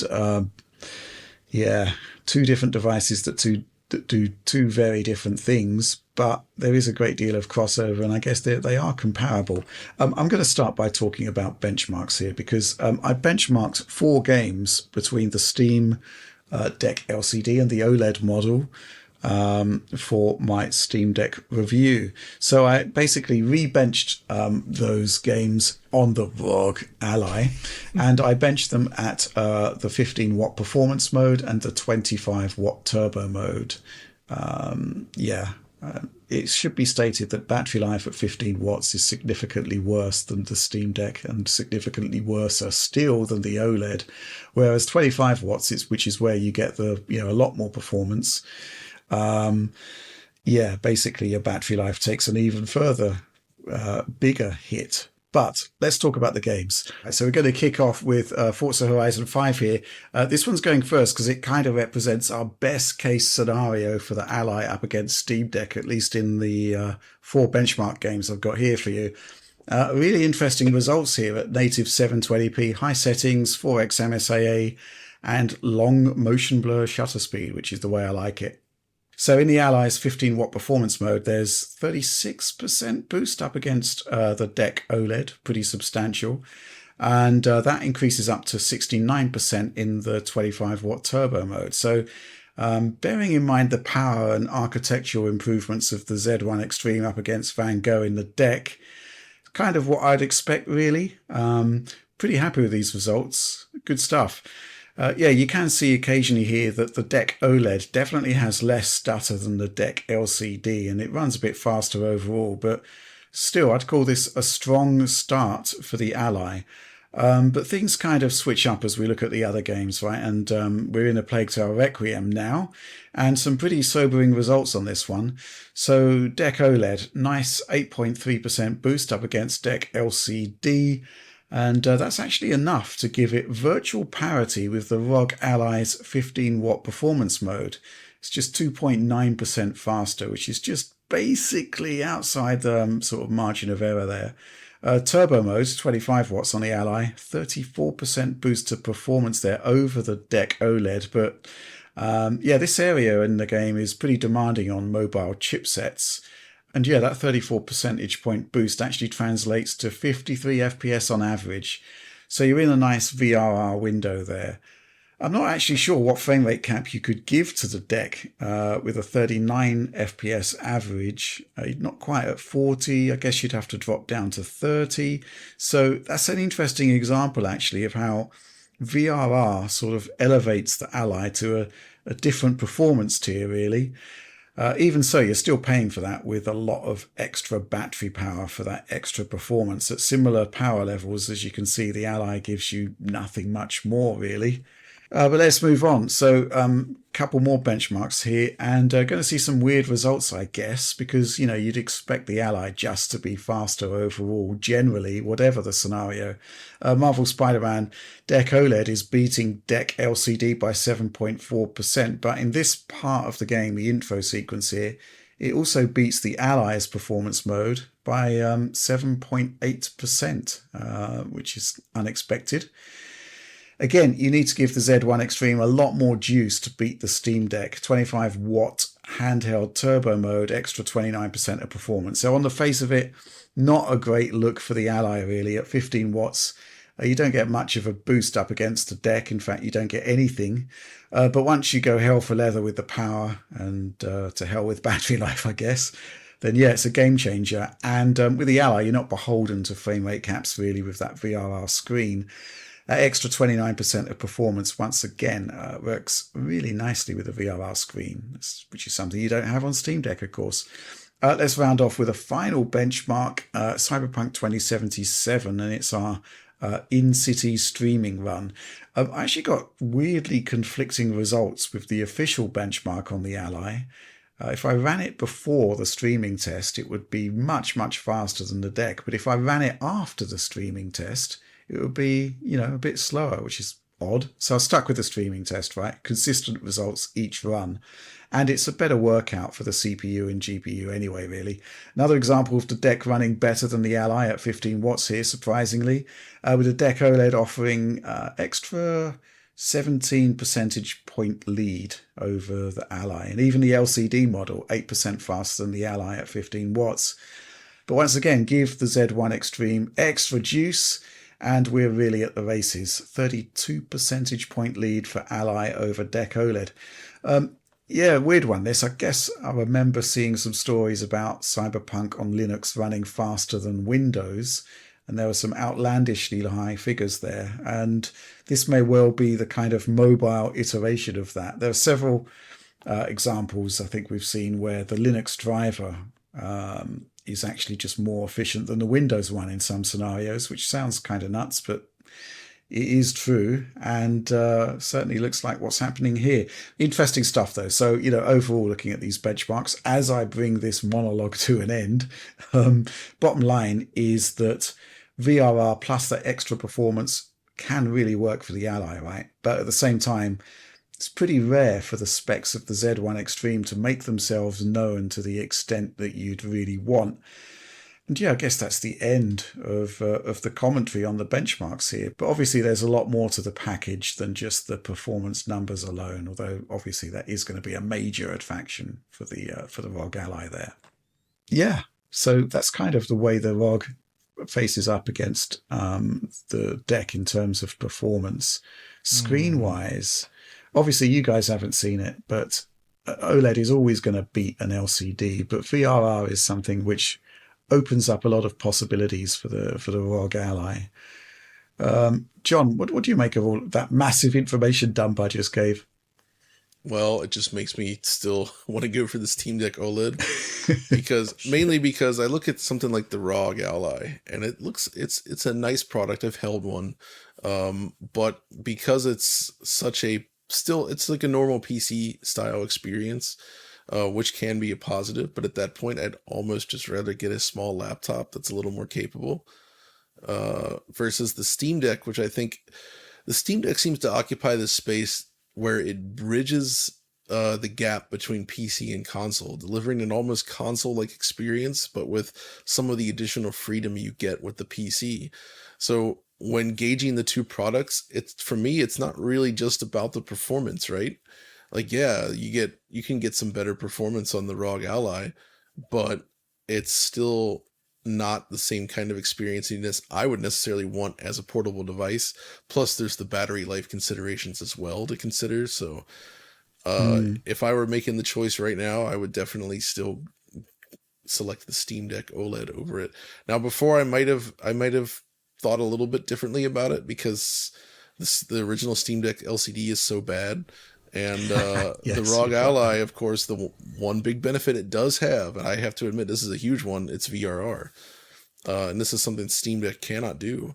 And for a portable device with limited amount of, capabilities, you can expect some frame rate instability depending on your settings, and that would essentially act as the cushion for it. Yeah. Whereas on Steam Deck, you really got to optimize the game to make sure that you're getting at least a pretty locked experience, which could mean more sacrifices, especially on the less capable hardware. But, they have the frame rate cap features in there that work pretty well, I would say. So yeah, I think I see them as two quite different devices that are occupying a similar space. That's right. The thing I'd like to point out is that obviously there's going to be games that you can run on the ROG Ally because it runs on Windows that you can't on the Steam Deck because for various reasons they've been locked out of Linux. It's quite tricky to get games that aren't in Steam. For example, Alan Wake 2 running on the Steam Deck. And of course, there's the fact that, that extra performance generally gives you enough extra leeway in order to actually get a game like Alan Wake 2 working on the ROG Ally, whereas I suspect it would be extremely challenging to do the same on the Steam Deck. That also raises the point about what type of games you actually want to play on these devices. Absolutely. And I feel like something like Alan Wake 2 is exactly the type of game I would not ever care about playing on a portable system. It's not meant for that. Like the way that game is designed, it just doesn't seem to work well. I feel like you're sacrificing too much to enjoy it, right? And least of all, the hardware requirements, but it's also about just where you would use a portable device, right? Like you kind of kill the atmosphere of a game like that, and it's a slower paced game. Slower pace. So, you know, there's a lot of these high-end AAA games that you look at running on these portable systems. Like it's neat that they can do it, but they're not always that well suited to portable play. Mm-hmm. Yeah, good point. Any impressions from you, Alex? Not really. I just kind of want to stress what I said the week before is that, you know, I when you start getting into the higher end territory of these devices, I do wonder if a laptop is actually maybe your better suited thing, at which point then the range that you could scale above something like the ROG Ally, actually, it just goes up quite a lot as you see, as you advance up to a laptop, even for the lower end kit. So, yeah, that's kind of what I have to say. Yeah, I mean, that is a really good point because, you know, when I was doing that RTX 2050 testing for the Switch 2 SoC examination, the 2050 with like massively cut back clocks was basically in ROG Ally territory, right? So that's a 2050. If you move down, you know, towards today's 4050 or 4060, more efficient, more features, more performance, and it's going to completely annihilate what you can do on these handhelds. The difference being, of course, it's not a handheld. Right. I'll be interested to see what kind of battery life you can actually get from those 4050 and 4060 laptops as well. I'd really like to take a look at that, actually, come to think of it. But yeah, I guess we should move on to some supporter questions on this topic. This one from Admiral Spudman. I have a problem with Valve's quote unquote that technology doesn't exist yet as for why they haven't updated the APU in the Steam Deck. The current APU is Zen 2 CPU cores. Zen 3 was a big jump in performance for AMD. Why not at least update the CPU cores? Obviously it's not that simple, but in theory it would have been a big boost. So we did I did take a look at the 6800U, which I believe used, I think that was Zen 3, maybe it was Zen 2. But what we're generally finding is there's a lot of stuff going on within these APUs that limit performance. You know, the power budget for one, and the fact that you're mostly GPU limited in most scenarios. And the CPU doesn't seem to be having a gigantic impact on performance. Maybe if you're sort of going to be paring back the GPU features substantially in order to move the CPU to the fore, I'm not seeing this kind of big jump in performance from the newer architecture, but also the fact it's got double the amount of cores. You know, there's nothing game changing in there. This question from B Spoke, Valve's Pierre Loup has stated a few times that he feels a 15-watt TDP cap is the max a handheld should ever have. This, of course, leads to a design that favours better low TDP performance and good battery life. What's your take on this philosophy? Well, I think his philosophy is actually bang on the money, right? Because, you know, I just showed you the benchmarks from a chip that's running at 25 watts that has 50% more compute units running on a newer architecture that has double the amount of CPU cores running on a newer architecture. We should be seeing game-changing performance, but we're not, right? And this kind of ties in exactly with what they're saying about the technology not existing yet for a Steam Deck 2.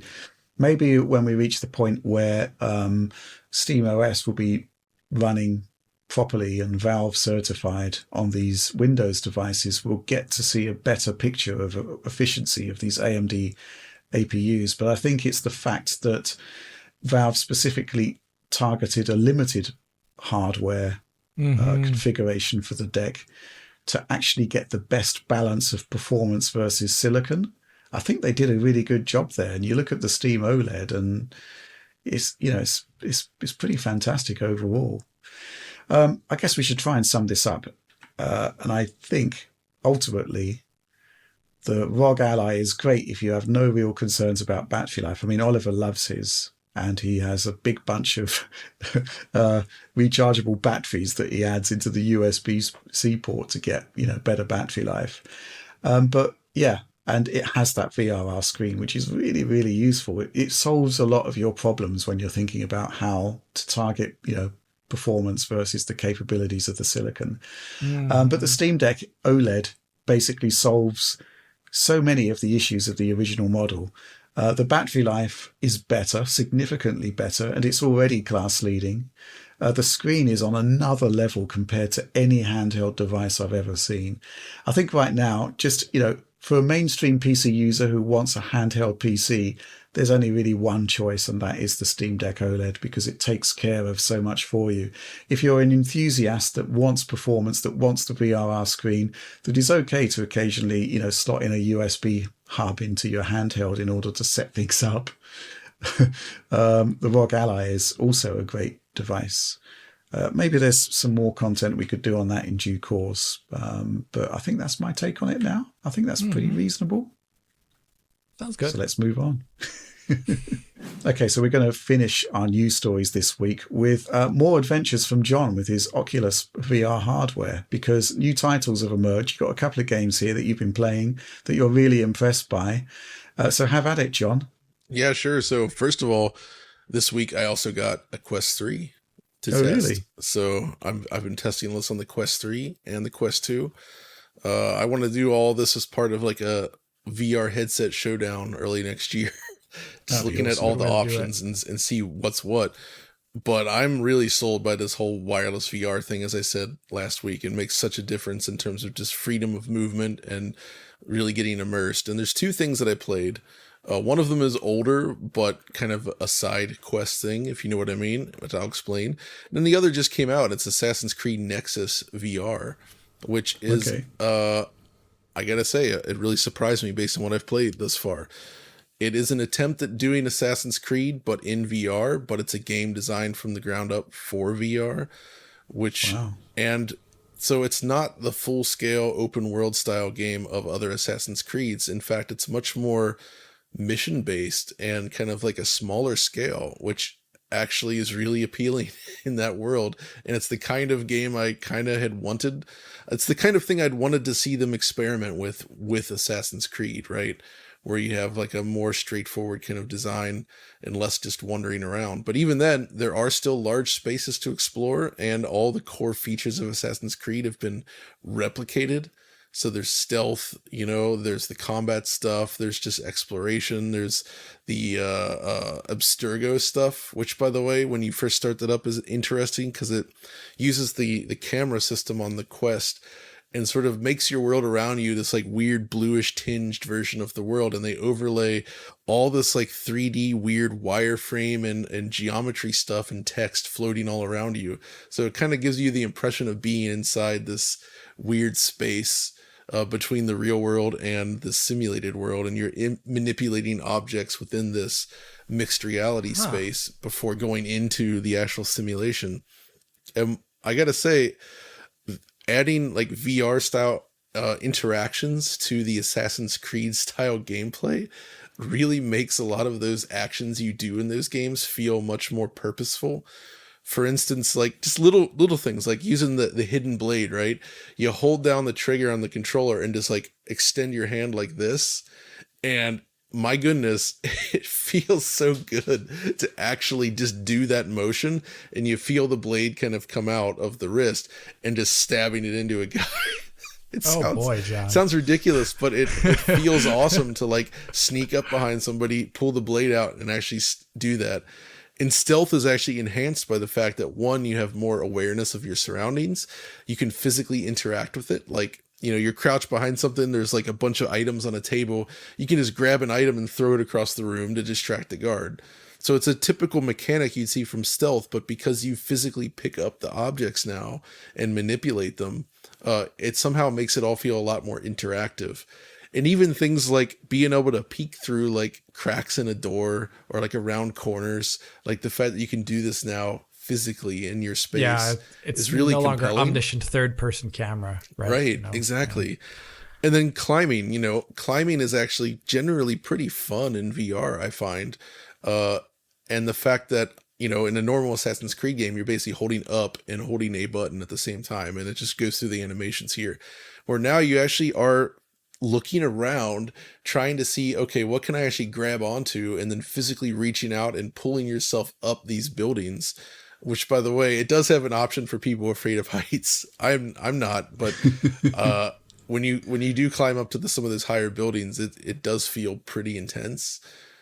And actually climbing up there, again, it feels very immersive. It's very fun. You can still dive off the buildings. You can hold your arms out like in a T pose and hold down one of the buttons to like dive off into the haystacks. And it can be a little stomach churning, but it's fun. There's combat where you actually, you're physically holding, the controller, but it's simulating the sword in your hand with full motion. So when an enemy attacks you, you like hold out your hand to block their attacks. You're trying to parry and counter them by physically moving the sword in a 3D space and walking around them as well, which also makes that kind of engaging. So it's just taking all these different mechanics that you would have done with just a button press or an analog stick flick and like adding real physicality to them. And just the stealth feeling of like going up on a building, you pull out your blade, you actually jump off and you land on somebody and plunge the blade in. You pull out your bow, turn around and fire your crossbow at a guy. And it feels awesome when you do it. And the fact that it looks this good, like on the Quest 3 especially, the resolution is high. They seem to use a space warp, which means it's basically frame generation. Yeah. Right? So it's 45 frames per second native, reprojected up to 90 frames per second. There's some stutter I noticed in spots, especially early on, but that does kind of smooth out, but it's not too bad. In the end, it actually feels and looks better than what you would expect from a PSVR 1 game. And in fact, the game world itself looks significantly better than the older Assassin's Creed games, I would say. Like, it's not Unity quality and up, but it's certainly better than the original 4 AC games, I would say. Like, the fidelity's pretty good, I would... That's impressive. Which also impressed me. Like, the lighting's very nice. It's very sharp. The resolution is really high on the Quest 3, so everything's very, very crisp. And it just... I'm curious to see how it goes. And What's also interesting is because it's mission-based, they actually allow you to play as different characters throughout the different AC games. So there's it's 3 characters. You can play as Ezio. It has Connor from AC3, and then what is her name from what was it, Assassin's Creed? The one that came after Origins. Oh, Odyssey. Odyssey, yes. Cassandra. Yeah, you play as Cassandra from Odyssey. And it's those 3 different time periods that you get to explore as well. So, and they have slightly different weapons too. Like, some of them have the dual blades, for instance. Connor has like that axe, and all that stuff plays into the gameplay. So, I'm still fairly early. I played the first couple hours, but I like it. It's the first time I've been kind of excited about something Assassin's Creed related in a while. Okay. Cool. And then the other thing I wanted to talk about is, I think it's from Team Beef, but this has been around for a while, but it's the Doom stuff, right? Using side quest on the quest line, you can actually load on your own applications and games or whatever you want, right? Away from the meta store.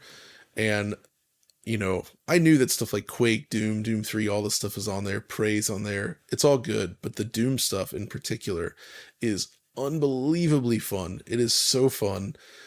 They even have this awesome launcher that lets you just drop all these files in there, download some of them directly, and it's like broken up into columns, like levels, weapon mods, music mods, all this stuff.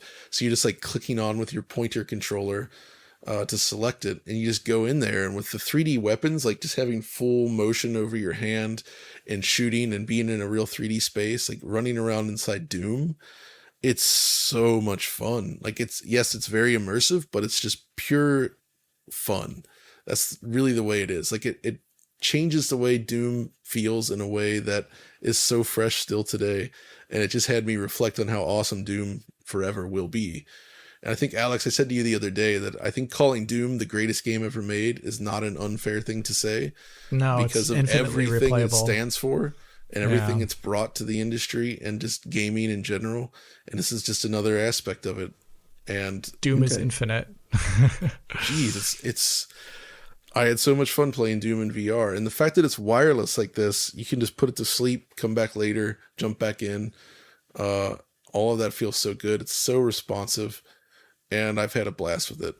So I will say more about the whole Quest experience soon enough. I feel like I've been converted over to it, and it kind of makes it hard to go back to like a wired solution at this point. I must admit. So Wow. and the Says a thing about lot. the Quest 3 is like the Quest Pro and the Pico 4, it uses pancake lenses rather than the Fresnel lenses. And that actually does make more of a difference than I thought in terms of clarity. Like with the field of view and the clarity of what you see through the lenses, it's pretty much clear out to the edge. Whereas like older Fresnel style lenses, you kind of feel like where you're looking in the middle is very clear, but everything kind of in your peripheral is kind of blurred. And that's not really the case anymore. So it feels like wiping like a layer of film off of your visor in a way. It just opens it up. The only downside, of course, of the Quest versus screens versus say the PSVR is that it's LCD still, not OLED based. So you don't get the super deep blacks or the HDR stuff. But other than that, it's pretty solid. And lastly, I mean, I tested the hand tracking stuff, which I wasn't initially interested in, but I was surprised at how well that works.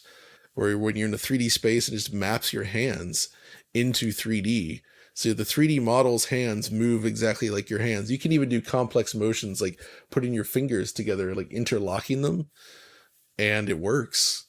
And so if you're like manipulating like a web browser in 3D with your fingers, like a touch screen, with the haptic feedback in the headset and all the visualizations and the way it maps to your hand, it suddenly does genuinely feel like you're interacting with a surface, even though you're just touching midair. And it's the first time I've ever experienced hand tracking that actually felt convincing, you know. Okay. And part of this is just I didn't have an experience with newer hand tracking, and I think this is still pretty new for the Quest as well. But I always thought of like Kinect stuff, and that didn't work. That was terrible. Yeah. This though, Yeah, this does actually never good. genuinely translate your motion into hand space. I let my wife try it, and she put it on and was just using the web browser like normal. She's like, "Yeah, I know, it's just like using a tablet." Then I had to remind her, like, "Yeah, but you're doing this with just your hands, not touching something." And then she's like, "You're right. It's so natural. I didn't even think about that." So Very good going. it's that kind of blew my mind. And there's even some games you can play with it, and I'm impressed, Cool. I must say. So the whole thing, Okay. whole experience is great. Yeah, I'm now back on the VR train. Well, good news. And On a good way PC. to finish off the news topics for this week. So now let's move on to supporter Q&A, which is, as always, the part of the show where, well, every week we ask our supporters on our Patreon to come up with a big bunch of questions for us, and we choose the best or rather the ones we're best equipped to answer. And, well, we answer them. So let's crack on with this one from John Crowley. Could be Crowley. Question for John, as I know he loves his racing games. Do you think we'll ever see a return of the arcade racing games? Been playing PGR4 and Sega Rally Revo on 360 lately, and it's opened my eyes to the massive car-shaped hole in the video game market today. Racing games in the 6th/7th gen seemed to at least attempt to innovate. I can't even imagine Need for Speed staying relevant for much longer. I can't imagine the mass consolidation of racing studios under EA is a good thing for the industry either. It's a pretty good point, right? I guess there are some things happening in the indie space, but it's rare that we get a AAA arcade racing game. Yeah, I don't think it'll happen again. Really? Not much anyway. I mean, I would love it to happen, but it feels like something that, with the way these games are made, the cost of making them, which developer or publisher is going to approve a game that's like that, right? They want engagement. They want numbers. They want monthly active users. Those are the stats they care about, which are, coincidentally stats I do not care about at all. And What a coincidence. I think I think we're lucky to still have a game like Forza Horizon become a success, because that doesn't completely fill this niche at all because it's open world.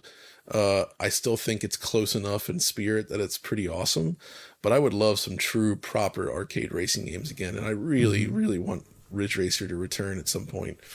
Oh, absolutely. I can say at least, I'm going to do a video on this, Daytona USA 2 Battle on the Edge, now known as Sega Racing Classic 2, in the new Like a Dragon game is fantastic. And honestly, that never had a home port before, and it's so good. It makes you get an amazing game with Daytona. So you buy it for Daytona, and you also get this great story-driven action game. So, John. Yeah, there seemed to be a sort of death knell sounded when Split Second and Blur failed so abysmally in the Xbox 360 and PS3. Yeah. Didn't really recover from that. The weird thing is, Rich, even though it's a bit different, Mario Kart 8 Deluxe, specifically the Switch version, is kind of an arcade racing game, right? Like it's a kart racer, but it's an arcade racing game. And it's also one of the best-selling games for the Switch.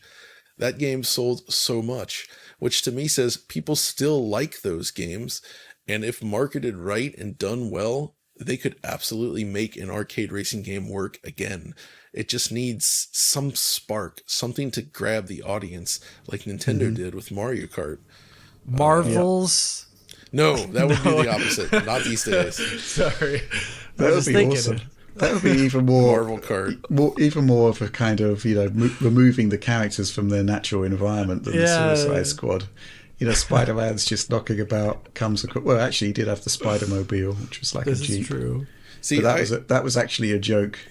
I remember, that would be fun. I remember some things back in the early 2000s, like a claim of getting access to the license for the movie The Patriot with Mel Gibson. Really? And I recall there being like rumors about like them doing some kind of like The Patriot racing game or something. The Tom Clancy universe. No, game? not the Tom Clancy. It's Mel Gibson's. Okay. Is that Mel Gibson? Yeah, it's Mel Gibson's The Patriot. Okay. It's not Mel Gibson's The Patriot. Okay, my bad. Sorry, I was thinking Patriot Games. I'm just loving the idea of Tom Clancy's kart racing. I mean, that would actually be really appropriate. Well, there was going to be a Metallica car combat game at some point. Yeah, with the trucks. Happen. I remember being psyched about that. There then was a Saint Anger came out, F and I was not so psyched anymore. Like Crush Hour, I think. Crush Hour. Those are not the same as arcade racing games, but yes, we need more arcade racing games, and there are some that okay. Actually, I will point this out. There are some that exist that are excellent, but they're not available for home. So in Japan, I played a bunch of the more recent Initial D stuff from Sega, which is basically their modern arcade racing game, and of course Wangan Midnight Maximum Tune from Namco. And what a name. Those games are freaking awesome still. Seriously, like the combination of the excellent music and just the driving mechanics, like I love those games, and they're arcade games. So we can't play them at home officially. There's also Daytona USA 3 exists, if you didn't know. And there's a version of that brings back tracks from the original game, sort of recreated in a new visual style. So there are still arcade racing games. It's just that they're living up to the name Arcade Racer and being available in the arcade. So I would love to see some of these brought home officially, especially like Maximum Tune. Like I guess it's their money maker, especially in Japan somehow. But man, a home version of that. They even have like that, and the Initial D games has a full story mode that you can go through and continue in the arcade, which is that would translate beautifully to home. So you loved the recent Need for Speed game, but it doesn't look like EA did, because they just sort of chucks it out there without any real form of effective marketing. I loved it, and that occupies more of a space like Forza Horizon, but also more like, I guess, EA was doing this with Need for Speed back in with like Most Wanted on 360, and even the more modern remake of that in 2012. But this sort of somewhat open world racing game, that's the formula that Forza Horizon would go on to use as well. It does that, but it's still good. I liked it. The races are awesome.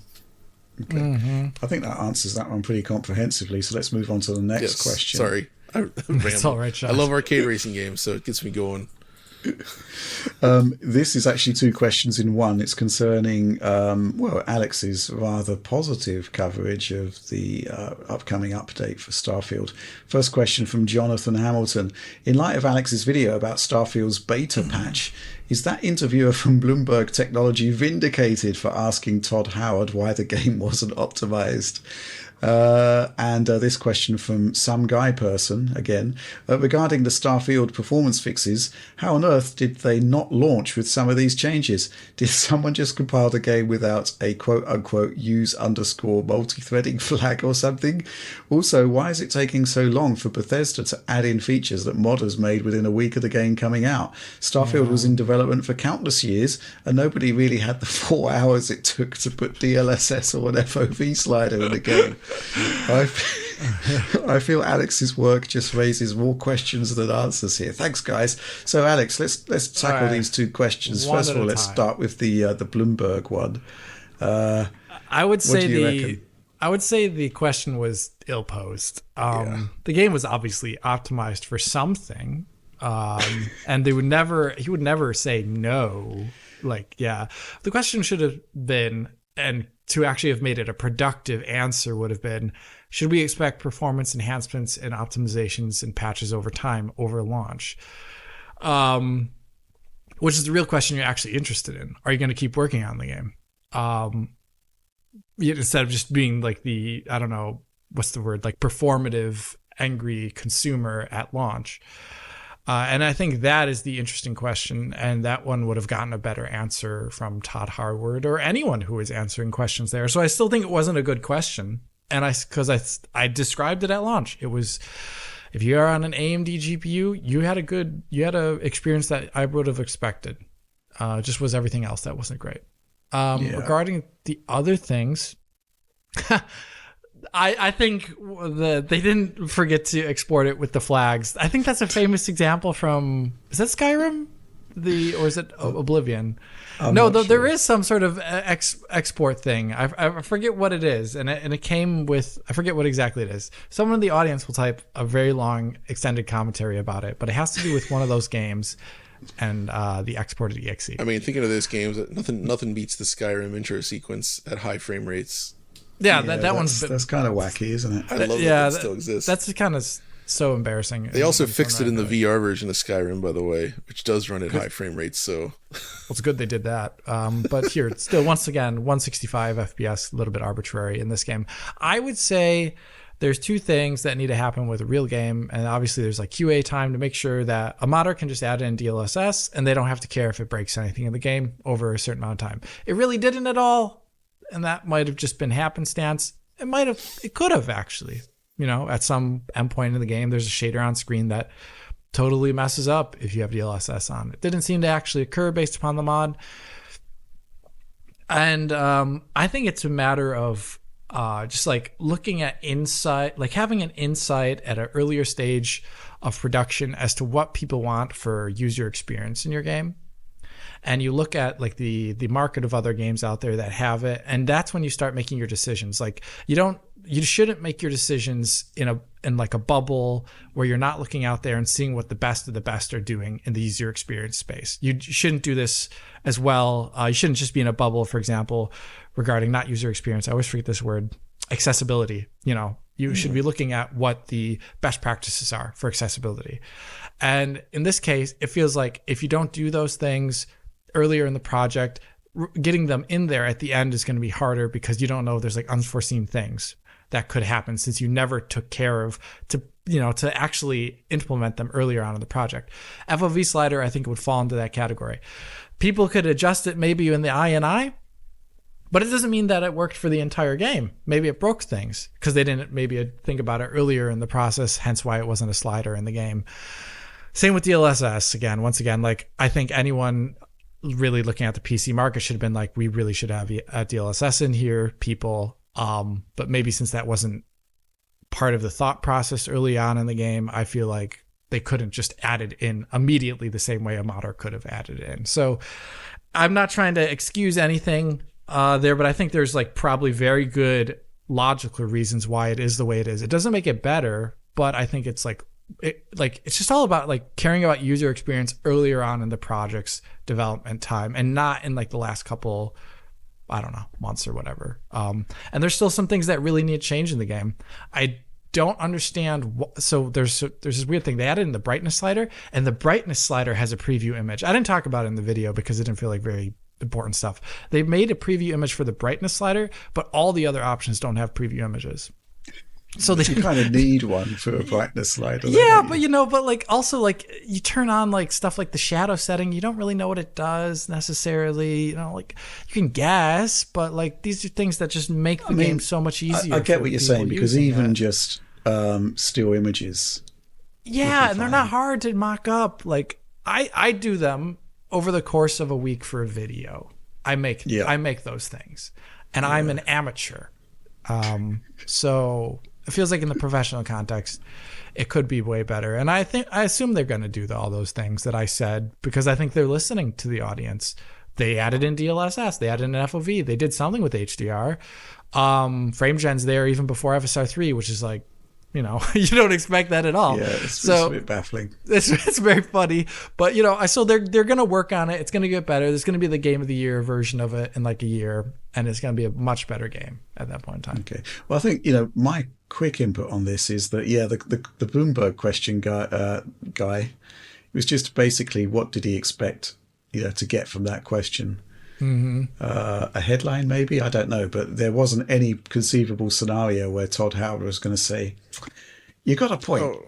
I think it was pulled from audience questions, and the guy reading the question didn't actually understand what it meant. I would say, okay, that makes sense. Like, I think when he asks that, I don't think he actually understands what the implication of saying, "Why is your game not optimized?" actually is. Okay, fair enough. Yeah. In terms of the other stuff, it's just a case of, wide drip feed features into various releases, when you can basically say, right, I'm going to get a new version of Starfield out by X, by a certain date, and it's going to have all of these features. Just roll up all of the features into one patch, and then release that, as opposed to sort of just doing it piecemeal. It's kind of the way things work on major updates, and I think this would qualify as a major update. Really big. And secondly, there's obviously a modder might take 4 hours to add in DLSS, but somebody somewhere in the official realm needs to do waves of QA passes on it to make sure it works, and that is not 4 hours work. Which I think is what Alex was saying anyway. Have you got anything to add to that, John? No, not really. I mean, I did want to ask Alex, though, did they include native HDR support yet? It's auto HDR. It's still auto HDR. Which auto HDR can do an awesome job, but it doesn't. I don't think it does a great job in this case. So it's because the base color grading and the base temperature of like the image is it's quote unquote stylized, but honestly, if you look at space, you expect like certain aspects of space to be. Yeah, I mean, I can understand why they did that, but if they had options to adjust it, I think that would be better for the user. So it's just not a good look when a modder is producing really good implementations of features that the developer itself isn't. Yes. As is the case with HDR. As with this, as with RoboCop, Special K saves the day for HDR. Yeah, there's some other things I didn't talk about in my video that I almost a little bit regret right now. I think I don't like the UI in the game and its update rate. It's like 30 FPS for a lot of stuff.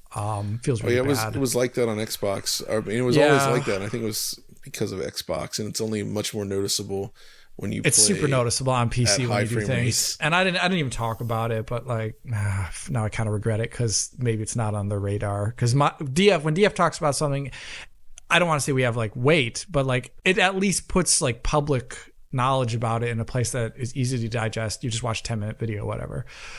Sorting through all the detritus of online responses, digital detritus, is daunting in comparison. So I noticed you posted one of those examples of detritus on Twitter. Why aren't you testing FSR on the Radeon GPU, because it looks better? Yeah. There's evidence that it looks better. We've talked about this before, but Yeah, it does make me chuckle. I'll tell you what it is. 2 plus 2 equals 4 on an NVIDIA GPU, but 2 plus 2 equals a higher quality 4 on a Radeon GPU. That's what it's all about. The way it's been. It's a superior 4. I mean, this is not like back in, I don't know, 2001 or whatever, when the anisotropic filtering wars occurred or something like that. Like these are going to usually produce, a graphics card should produce the exact same results, regardless of vendor across a variety of systems. And when it doesn't happen, it's usually actually big news. Like the stars missing, or was it the sun missing on AMD cards in Starfield? Yeah, that was an interesting one, wasn't it? Yeah, I always wonder why that happens, but yeah. Okay, enough Starfield. Let's move on to our next question. This one is from PS3 Inquisition. Hello, everyone. Is it possible that Nintendo is putting a fast one on everyone and the new quote-unquote Switch isn't a Switch at all, but a powerful traditional console, and the current Switch lives on for all eternity as Nintendo's portable system? I'd say that's probably unlikely to be true, John. I think that's unlikely to be true. I mean, the amount of success they found with the Switch concept is huge, but also, more importantly, it allowed them to consolidate their development resources behind a single machine. And, they're not going to give up the handheld space. That's where they found the most success, right? And this was a way to bridge that gap. It's the major differentiating factor. Yeah, exactly. It's also the major differentiating factor. They don't need to aim for the most powerful hardware when portable is a consideration. So, I wouldn't expect that. I guess the alternative would be to do like a two SKU rollout, but then again, that also means that you are not you're no longer producing a hybrid console, which is another key aspect of the Switch that people seem to really enjoy, regardless of the quality of the results. Yeah, they're not going to move away from that, I think. Right. It would be foolish if they did. I do like the idea of Nintendo putting a fast one on everyone. A fast one. Entire time. Fooled you. I mean, if Yamauchi was still around, I could actually see that, because he seems like the kind of guy that would get a kick out of pulling a fast one. But pulling a fast one, I love it. Any thoughts on this, Alex? No, I don't think it's possible. Absolutely.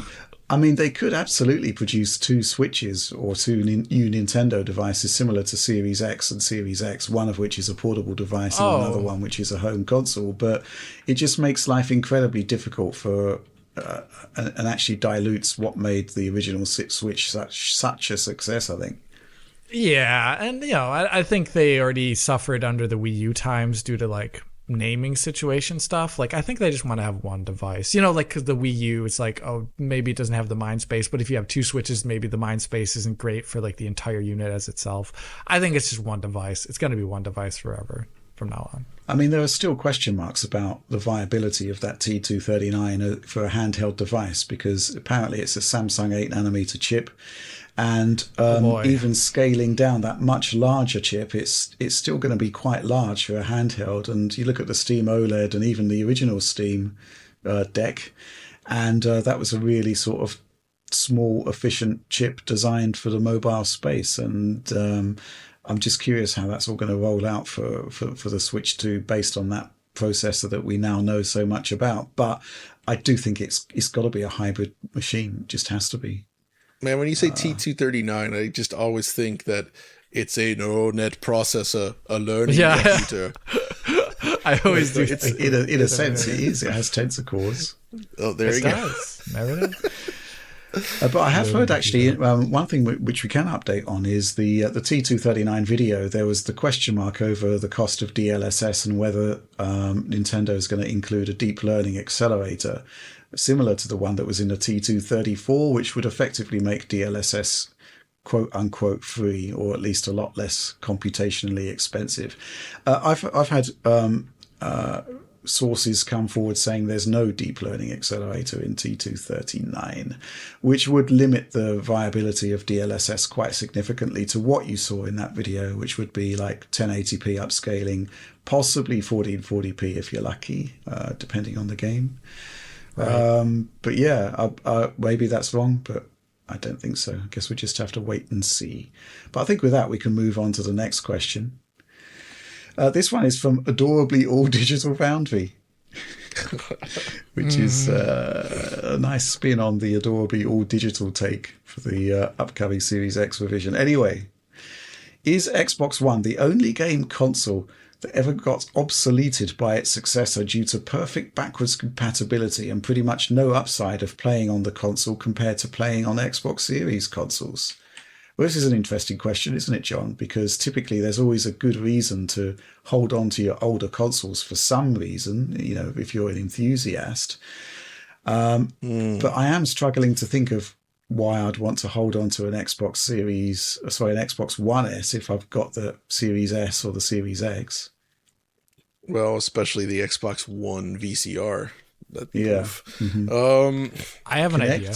We've seen Kinect. some games. I was gonna say it. Yeah. You gotta have one of those launch units with the Kinect. That's it. So I do think that we've seen similarly close things, but we're still some very tiny reasons to keep original.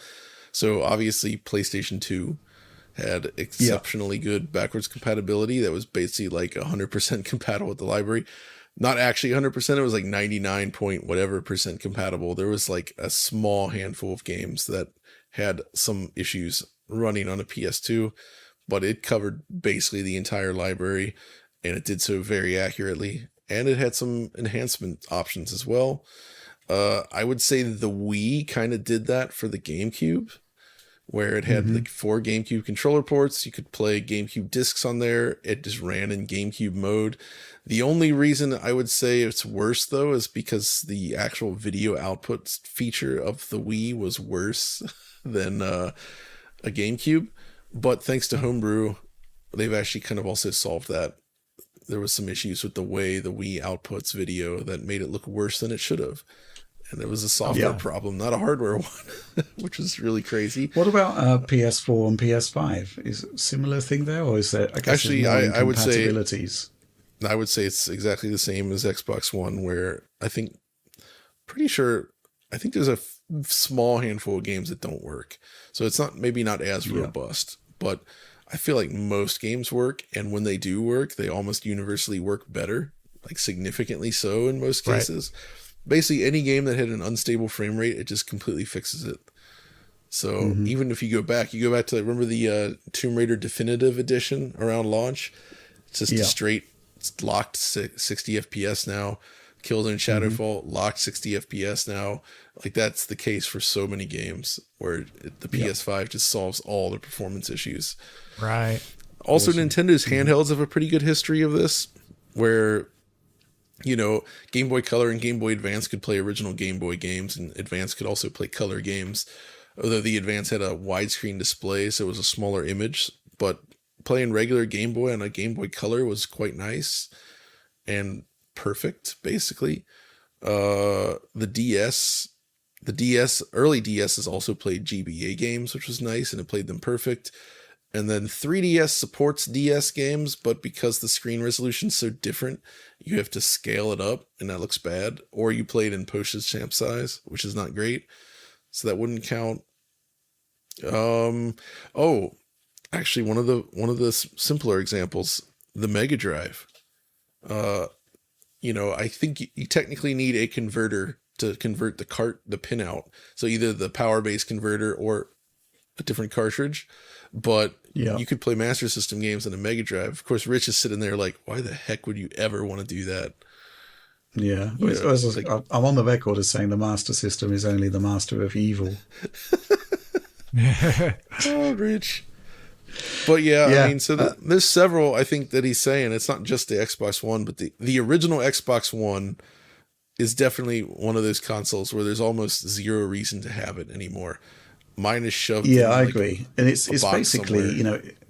It's the machine you look back on, and it's aged so badly and looked upon so negatively. That One S update really was the first stage of Microsoft getting their act together. It was the worst time for the worst moment in Xbox history, I would say, commercially. But I will say, X was basically awesome.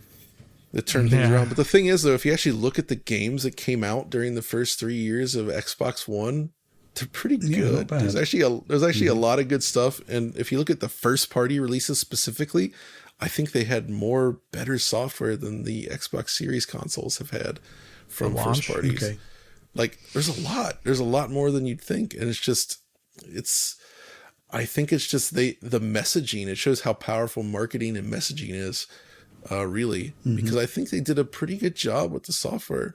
It's just the whole thing around Xbox One. They really had to reshape the entire image of the system to sort of gain that back. And I think they have. They're in a much better place now than they were during that era.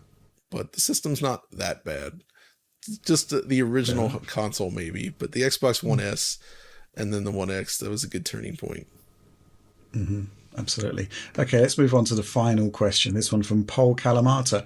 Will you ever do a retrospective / deep dive on some of the more overlooked / failed consoles from the past, like the Ouya or the Soldier game?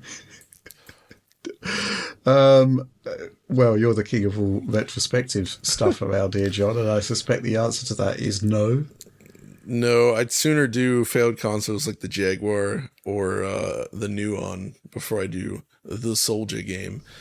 Although I do think the Ouya that'd be a hard one to tell. I don't even know how usable that still is, but the Ouya is a very interesting thing, and it's what they attempted. And I think they could have had something good, but it just ended up not working out. And they also made one of the worst controllers of all time. The Ouya controllers. It was the hype wave surrounding the Ouya that kind of just took me by surprise, where, it was a Tegra, it was a really basic Tegra, and you kind of knew what a Tegra could do, and it wasn't very good, but people still thought, wow, this is going to be awesome. I think it was also Android based. If I recall, an Android of that era was very bad for games. With frame persistence and consistency. Like Android was in a horrible spot for that kind of performance. Whereas now I would say because of the rise of VR, using Android as a base, it's actually contributed to Android becoming much better for that stuff. So modern Android is a lot better for games than it used to be. So the Ouya was just bad. I'll tell you what, Alex, overlooked / failed PC hardware might be more interesting. Oh yeah, there's a lot of that. The question is, do you get into like peripherals though for that? I mean, obviously, like I guess it would be. There's that whole sort of weird wave of there was the whole GPU war that happened in the 90s, where there was a lot of failed / overlooked equipment that appeared. Yeah, I've got like the Intel i740. Oh, I bought one of those back in the day, and I could always do something on it. I also feel like you could probably do something on the CPU front. Like you could probably do like one of the best, like the bulldozers, and you could do like a Pentium 4, like a Pentium 4 Extreme Edition or something like that. You could just kind of like put it right next to like the bare bones Athlon and just like laugh at it. That would be great content. The physics card. In general, don't you have one of those now? I do have a physics card. It's a Gen 2 physics card, so it's not the original one. But it's actually, I think it's the exact same, other than the fact that it's PCIe 1X. I don't have like the 256 megabyte version, which also came out. So it's still same configuration as the first one. That would also be one that I would love to do one of those too. Yeah. And there's the physics one would probably be the one that's like most visually interesting of a video. And it also taps into like the ethos of the time, like the old like the Intel 740, a good story, but also it's like visually not so interesting because I'd just be showing all like the OpenGL and DirectX games just running poorly on it. That's how I played Trespasser though. So Trespasser it's had some visual bugs on the Voodoo cards at the time with the water not working correctly. And I played it on an i740 instead, and it was actually a better experience. Well, there you go. Because that game was like super CPU limited anyway, so the frame rate was like similarly poor on both cards. Didn't matter. So in the 740 did better visuals. Something we've wanted to look at for years, the NVIDIA NV1.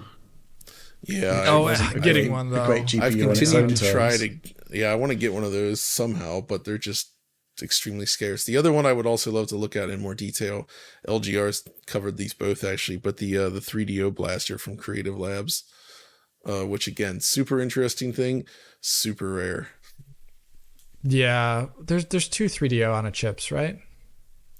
No. John, isn't there?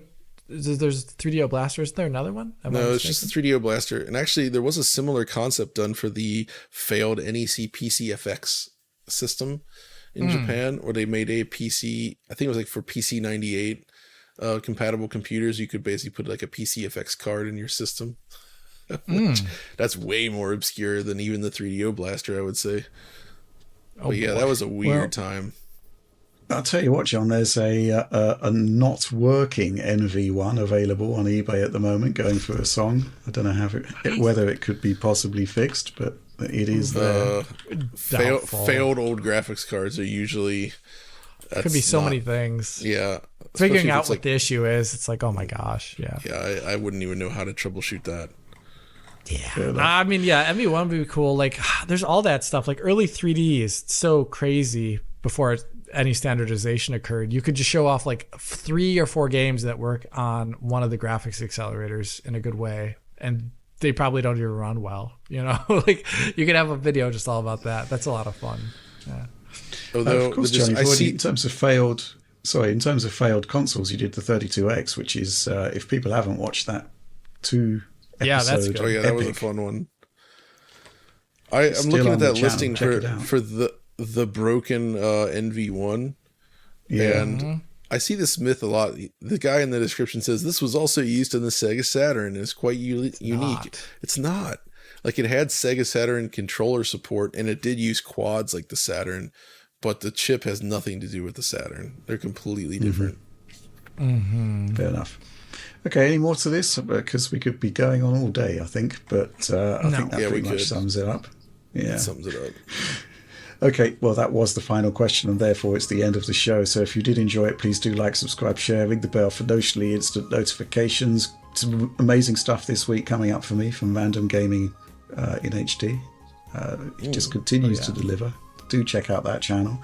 Our DF supporter program. Join us. Join our amazing community. Get early access to some of our videos, bonus materials, the ability to contribute to DF Direct Weekly. Get to see that 2 days earlier, ahead of everyone else. It's the great place to be for a decent community as well. And I guess that's all from us for this week. So thanks for watching and supporting Digital Foundry, and we'll see you next week.